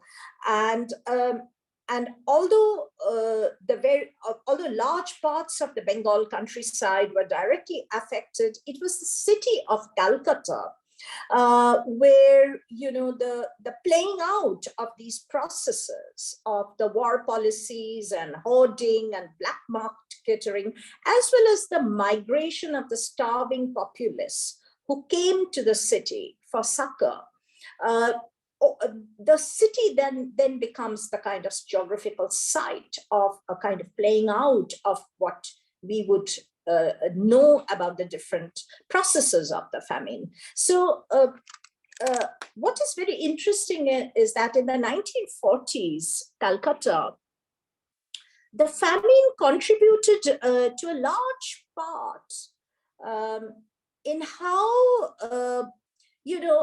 cultural responses towards it were to be built.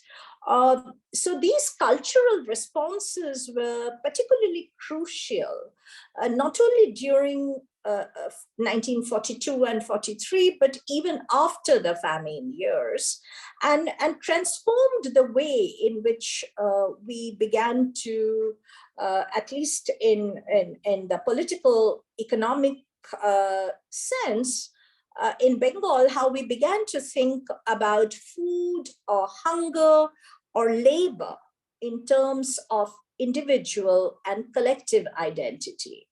So these, cultural texts, whether it is a play or a poem or a short story, they communicated very large questions that centered around issues of imperial control or its associated irresponsibilities, or which played out through the black marketeering and profiteering that people saw in Calcutta. So the famine was seen as a kind of moment of breakdown, not only in the lives of the people who were directly under British rule, but it was also seen as a moment of breakdown in social practices and in relationships, and in personal attitudes, both within and outside the family. So Calcutta's suffering cityscape becomes the setting of many poems or short stories that brings out this connection between social practices and cultural reference. And one of the things that we keep on seeing in all these cultural texts are certain symbols of the famine. And one is the rice, the grain of rice, the bowl of rice, which is seem to assume a kind of metaphoric and symbolic presence in Calcutta's geopolitical structure. For instance, one poet actually says, and please may I quote a couple of lines, "The night sky," I'm quoting, "the night sky carries a smell of amazing rice. Even now, someone out there cooks rice, lays it out to eat, and we are left sleepless, praying the night long, swathed in that smell of amazing rice." So as the famine unfolded its very prolonged devastations over the city and the countryside, the literary aesthetic of these witnesses, the poets and the young theater worker or the young political worker, they assumed a kind of very critical role of interlocutors of the time, especially, and they brought through their writings or through their cultural activities, they brought out these historical processes that was able to put forward to the audience the certain kind of symbols of the famine that would carry with it not only the pathos and the suffering of the invisible poor, the invisible marginalized poor, but it would then be concentrated in these symbols like the bowl of rice or the clamoring crows which pecked at the dead body piling up on the city streets. So these writings then become a kind of template of a critique of British imperial policies and corruption, which they saw as an extension of a complete moral breakdown. And it was in this sense, I think, when Dr. Mukherjee talks about the war and the impending rumors about a Japanese invasion of the city, which added to this panic, food shortage and food buying, this fear which is created in the minds of the populace. And of course, I am aware that this populace is not a kind of mass. It's not a kind of hegemonic it's not just the hegemonic elite, but it's also the starving migrants who are coming to the city, as well as the profiteering black marketeers and the industrialists and the industrial workers. And all of them, these famine images that are sort of extensively produced, and this cultural production of these famine images leaves a very indelible mark on Bengal's literary landscape. So these literary works then actually that Dr. Mukherjee has written elsewhere, actually ethically brings to the forefront the people who are suffering in this famine. So it's not just the people who are getting the famine done or are making the famine possible, but it's also the people who are victims of it. And they re-articulate very important questions about the historical archive. And what is our connection to that historical archive? And just as we read through these different texts, fiction or non-fiction, or letters or memoirs, we also understand the social and political alliances that underlie the ideals and ethics and the ideology. Andrea spoke about the ideology of food consumption, food production, and labor. And they also show us the discourses around political and cultural actions that can be taken against poverty and hunger.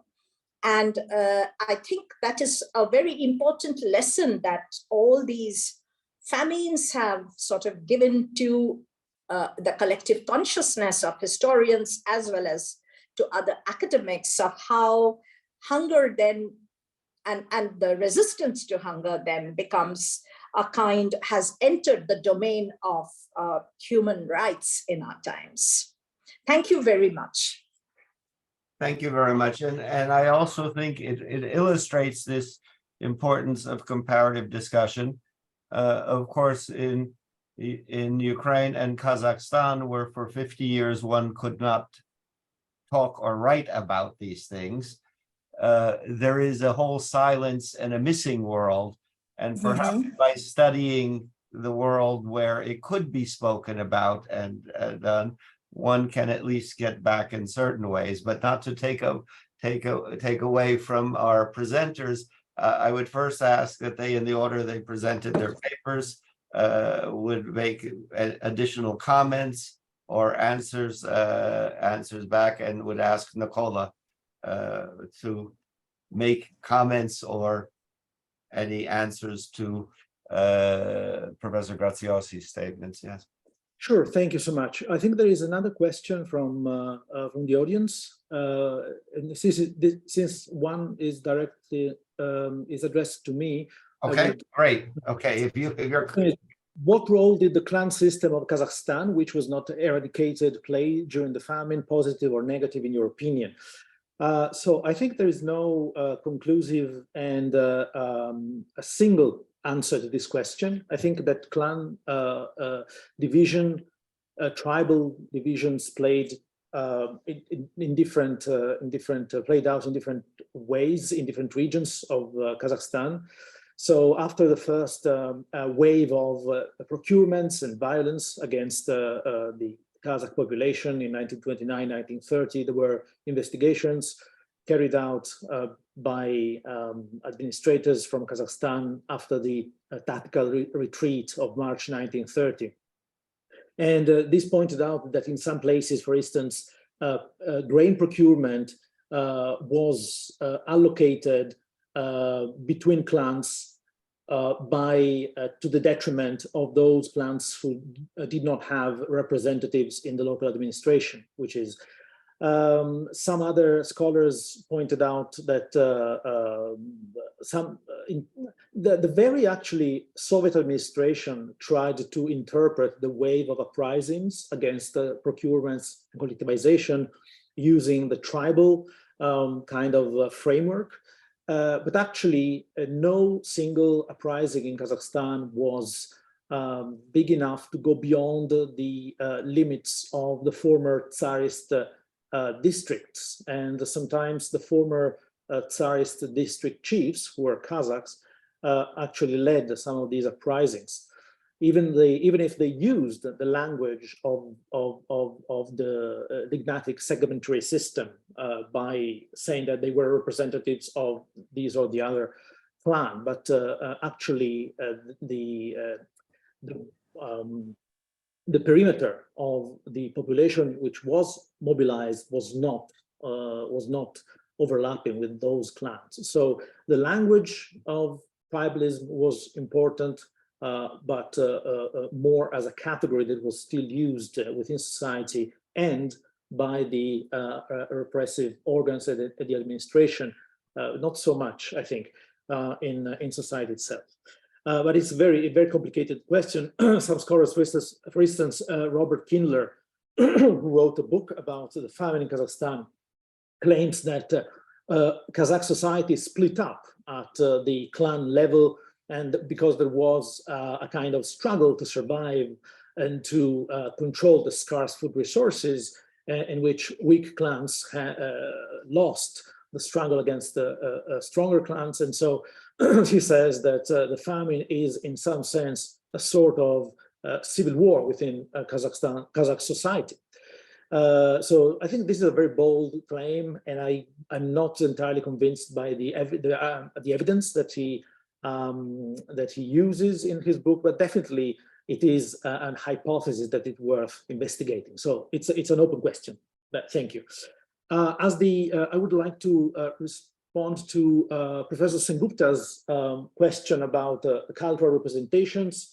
So as Frank already said, until the end of the 1980s, it was forbidden to mention the famine in the public sphere in Kazakhstan. And unlike in Ukraine, there was no big Kazakh diaspora elsewhere in the world except in China. For all obvious reasons, in China too was not the best place to raise, to remember the famine. And so it's only with at the end of the 1980s, with the opening up of the Soviet public sphere under Gorbachev, that it was possible for survivors of the famine or children of people who died in the famine to memorialize their trauma and to write memoirs. Sometimes, as I said, were like reminiscences that they wrote down from their relatives or parents. And so now these are very problematic sources. So there is a young scholar, Mehmet Volkan Kasikçi, who is working with these sources, and he's doing a very good job. But nonetheless, these are memoirs written 50 years after the fact. But definitely, it's a very important body of sources for the cultural representation. As for instance, artistic representations, only in 2021, a movie came out in Kazakhstan specifically about the famine. I think the title was The Prime Step, and it was even a candidate for the Oscar award for Kazakhstan, if I'm not mistaken. The movie has been criticized because it was a very, it was very heavy-handed in the sense that highlighting the Russian imperial component of the famine, even showing instead the American relief administration operating Kazakhstan in the 1930s, which was obviously not true because it stopped operating at the beginning of the 1920s. So artistic presentation, not of the highest quality, but still, it's interesting that after more or less in the last 15 years, there have been a new generation in Kazakhstan of Kazakhs that are eager to understand this major event in their history, and also to reinterpret and to understand the story of the past generations, also through the lens of decolonization, which was not possible, of course, until the end of the Soviet Union, which was not possible in the 1990s because of the deep economic recession into which Kazakhstan had been plunged by the post-Soviet transition, and also because they were born after the Soviet Union, so they were freed to some extent from the cultural framework into which their parents and grandparents were inserted, but precisely because the Soviet Union was not just a colonial empire. We can use the category of colonialism to compare, and I think it's very, very useful to do things that we're doing today. But nonetheless, we don't have to reify this category. I think there are clearly colonial components, but the Soviet Union was the Soviet Union. I don't have time to elaborate what Professor Graziosi said, but ideology, of course, was very important also in the Kazakh case. So I just mentioned that unlike in Ukraine, the Bolshevik party had the feeling that there had not been a social revolution in Kazakhstan. Therefore, there were still the old elites in power within society, controlling the means of production, the pass-through means of production. And so, therefore, reading the Kazakhstan politics through these Marxist lenses, the Bolshevik administrators, Galashokhin, these center's envoy, did not trust the Kazakh communists, saying that they are still under the influence of the elite. So we have to operate from above a social revolution. This is what he started more or less to do in 1928 with this debaization that I mentioned in the paper. So this is, and then of course the idea that nomadism has to be overcome has to disappear with the path to socialism. They didn't use the category of modernity, but clearly socialism was a category beyond capitalist modernity itself. But this is a longer story. So I stop here. Thanks. Yes, thank you very much. Yeah, by the way, I want to both congratulate the speakers and the audience. Everyone has stayed on long past the originally allotted time, so this shows our interest. We do have, I take it, still 20 minutes. We could go. We're not going to go fully. I'll ask Martha on that. But with that, I would give both now Janam to answer, and then Bohdan, and then Martha, if you see any comments that have to be answered, please do. And someone has already asked and been answered. Yes, this will go on video, and you may disseminate it far and wide among those who may otherwise be interested who didn't have the opportunity. So Janam. Yeah, thanks, Frank. I'll try to be kind of brief. It's really, and I'll try to wrap in a question that was in the chat also, and into Dr. Sengupta's comment to some degree. You know, it's really fascinating when we talk about cultural production and around Holodomor and the Kazakhstan famine that was in a sense preempted or prohibited. And conversely, in the case of Bengal famine, it wrote such a rich script into society at the time and thereafter, and become almost emblematic of Bengali identity in some ways.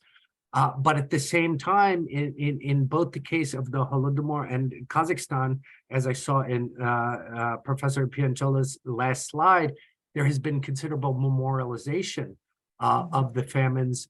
There is not so much as a plaque anywhere on the face of the earth commemorating the victims of the Bengal famine. So the extent to which we can learn from each other, in a sense, about the contemporary prerogatives, but also the extent to which we can examine then the impacts on society of memorialization and how it works in a more organic sense in the case of Bengal famine, because it's living history in the wake of the famine. And yet it hasn't become, you know, and to answer another question that Dr. Baidas asked, there has been no apology from the British, and very recently during the Black Lives Matter upheavals, you know, Winston Churchill's image came under considerable attack, and particularly in relation to the Bengal famine. And there has been a backlash then against the kind of nature of blame put on the British government, in particular Winston Churchill, in regard to the famine. So it's a very important political issue right now, with a lot of right-wing media coming to the defense of Churchill. And in India itself also then a kind of a rebirth of an anti-colonial sentiment of a very Hindu fundamentalist government that is appropriating also the kind of legacy of the famine to serve their own very explicit purposes, which are certainly not the purposes of the Bengal famine. I think at the crux of it, in a sense, is an ownership of the victims also.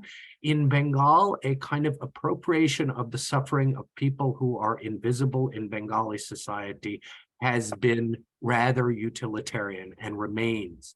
And I think that you know, the kind of memorialization that you're doing, and the kind of, you know, and another part of that question was about educational resources. Again, there's none relating to the Bengal famine.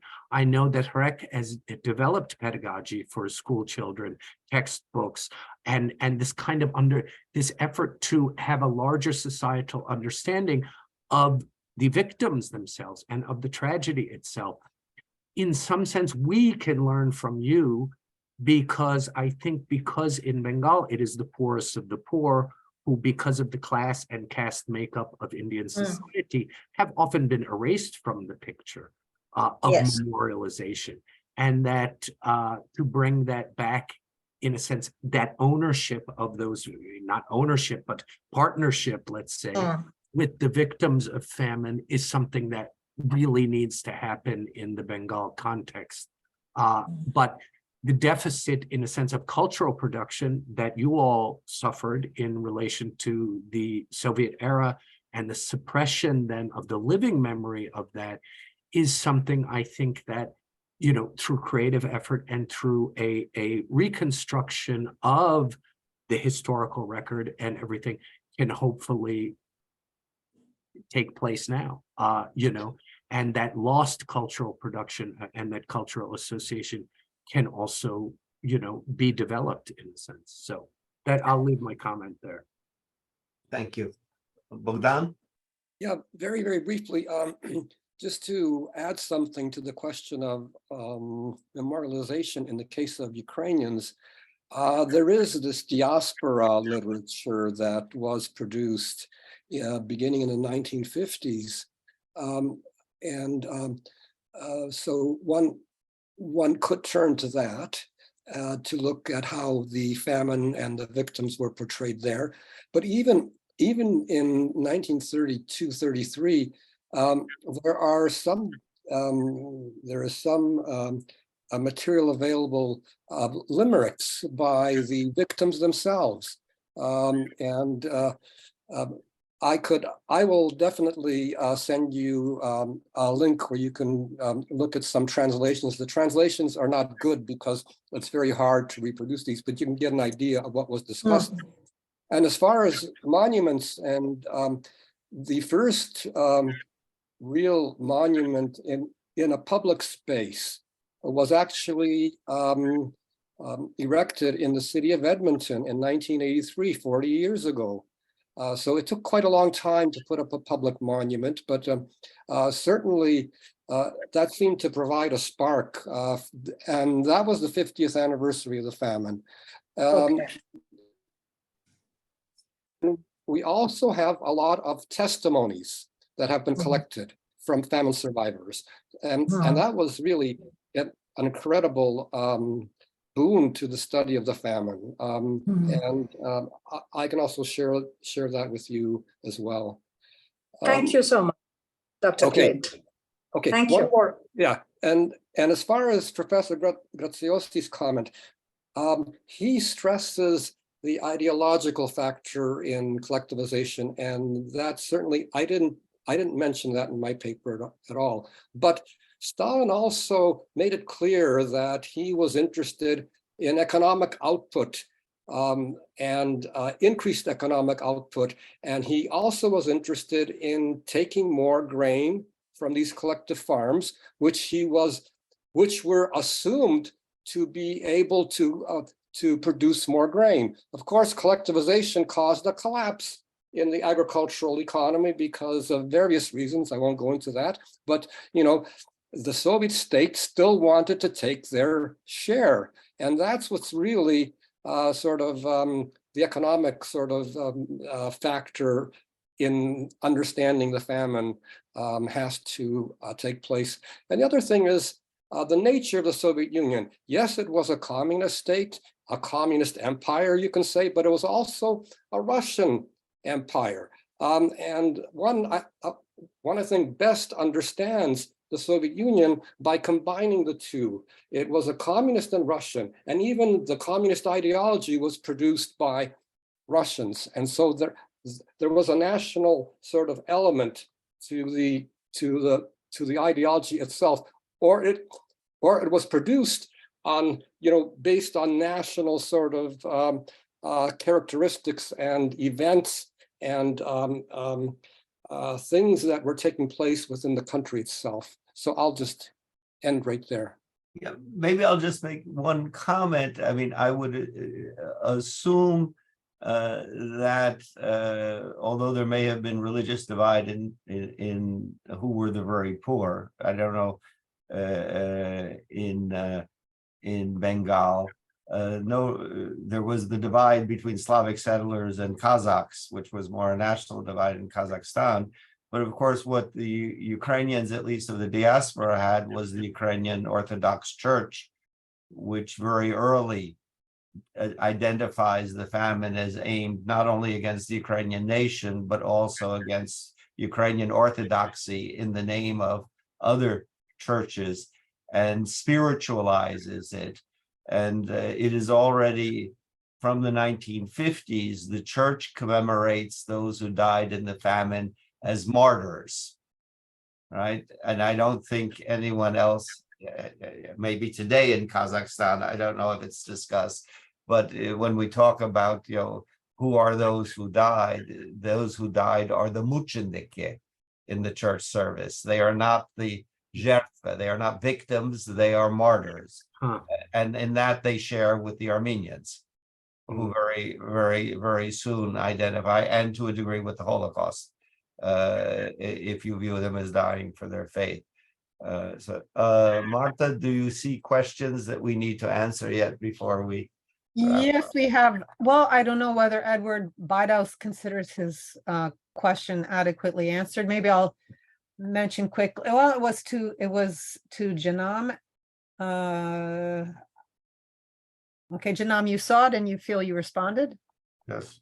Okay. I not to every part, but Okay. Henry Brown has a question. Thank you for the enlightening presentations. A question for all panelists. I will be teaching an undergraduate class on famine in the 20th century with a focus on the Holodomor next semester. I was wondering if in the course of your research on these three tragedies, is there a particular primary source or sources that you've come across that you would consider essential reading for students studying this topic? So, particular primary source that you would consider essential reading, asked by someone who will be teaching a course on famine in the 20th century. Just jump in any order. I think Henry's probably pretty familiar with the Ukrainian sources at this point. So this question is more to Janam and Niccolò. I'll take it. I have to get back to you on accessibility of it. But one of the critical primary sources, which I take the title of my own book after, is a book by the artist who's touring famine-stricken districts at the time. His name is Chitro Prasad, and then his record of that journey is called Hungry Bengal. I believe it's available through internet archives and everything, but it's important work, both in terms of recording the experiences. Oh, Dr. Sengupta has a copy ready at hand. His artwork, and it's his sketches of famine victims as well as interviews with them, and I think is one of the most important primary sources available. Then there's plenty of archival resources also available. Thank you, Niccolò. Do you have anything to add? Sure, I can suggest this book, The Silent Step by Muhammad Shaykhmetov, which is as far as I know, the only memoir of a Kazakh of this body of sources I was mentioned before that has been translated into English. And also there are important letters sent to Stalin by Kazakh communists starting from 1932 onwards that have been published during the late perestroika period, or more or less in Russian. I'm not sure whether they have been translated into English, but they are available in Russian, and they're important. Since the early 1990s, there have been a lot of publications of primary sources from Kazakhstan archives by Kazakhstani scholars, also in Russian, and it's quite easy to find them online, at least some of them in PDF. As for the memoirs, I think this one is the most interesting. And I had a question that might be related, Niccolò. I found it fascinating that the Kazakhs actually were selling their meat in order to pay for grain, in order to meet grain requisitions. That must be a hard thing to document, as they were selling on the black market, I assume. Could you say something about your creativity in finding sources, and whether that's changed in the past few years, or what the situation is with sources on the Kazakh famine? Sure. No, actually, it was not so difficult to find sources about that particular phenomenon, because the way the Soviet state under Stalin worked, or at least, since, more in general under Lenin and Stalin, was these violent campaigns and then a step back usually a tactical step back, in order also to collect information, not to sending envoys from the center, criticizing, scapegoating some local administrators that if there had been resistance and destabilization in the region. And this happened in Kazakhstan already in 1928. So there was a commission sent from Moscow, from the Central Executive Committee of the Russian Soviet Republic, and they collected testimonies, documentations about what happened with grain requisitions, especially in the Semipalatinsk region in 1928. And so they explained very well how this worked. So this, and you can find also evidence of this even for later periods when the Soviet government, basically emptied the steppe of its livestock and towards the summer of 1932. And so they started to import livestock from Xinjiang, from Mongolia, to recover partially the livestock sector. But then grain requisition quotas were still high. And so again, Kazakhs who were already members of the collective farms sold their animals to the black market to collect enough grain. So this and also to survive basically. So so there are many documents that testify about this phenomenon, even if, of course, in quantitative terms, this is much more difficult, of course, to quantify the phenomenon. I don't think I see any other questions. Any last comments from our presenters or Frank?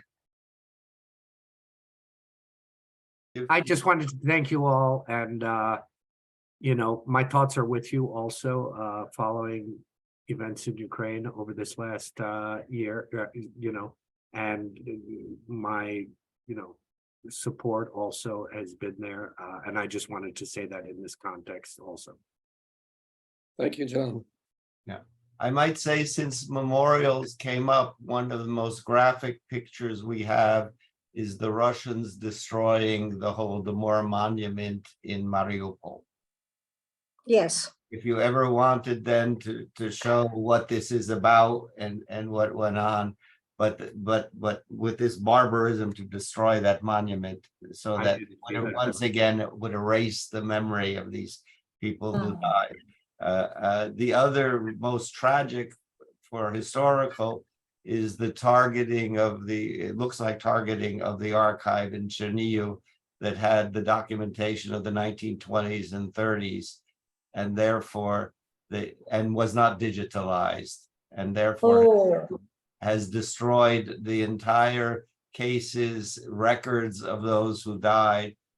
You know, fortunately, other archives were digitalized or studied, but that destruction of that archive means we've lost forever the ability to go back. So these are the kind of losses Ukraine is going, and shows the importance of getting as much as possible on these memory and documentation as we can. With that, what I'd like to do first is to thank particularly Bohdan Klid, whose vision it was that we should gather and do this, and we are very grateful to thank our presenters and our commentators, to thank our public, and to thank Marta Baziuk for the organization of the event. It will be put up online on video, and please get it out to those people who might be interested. But I think also it shows us we have a lot of common projects before us, and a lot of ways we can work together. And we always welcome suggestions, nudges, to get us to take on these projects. So thank you all for taking part in this workshop. Thank you. Thank you. Thank you very much.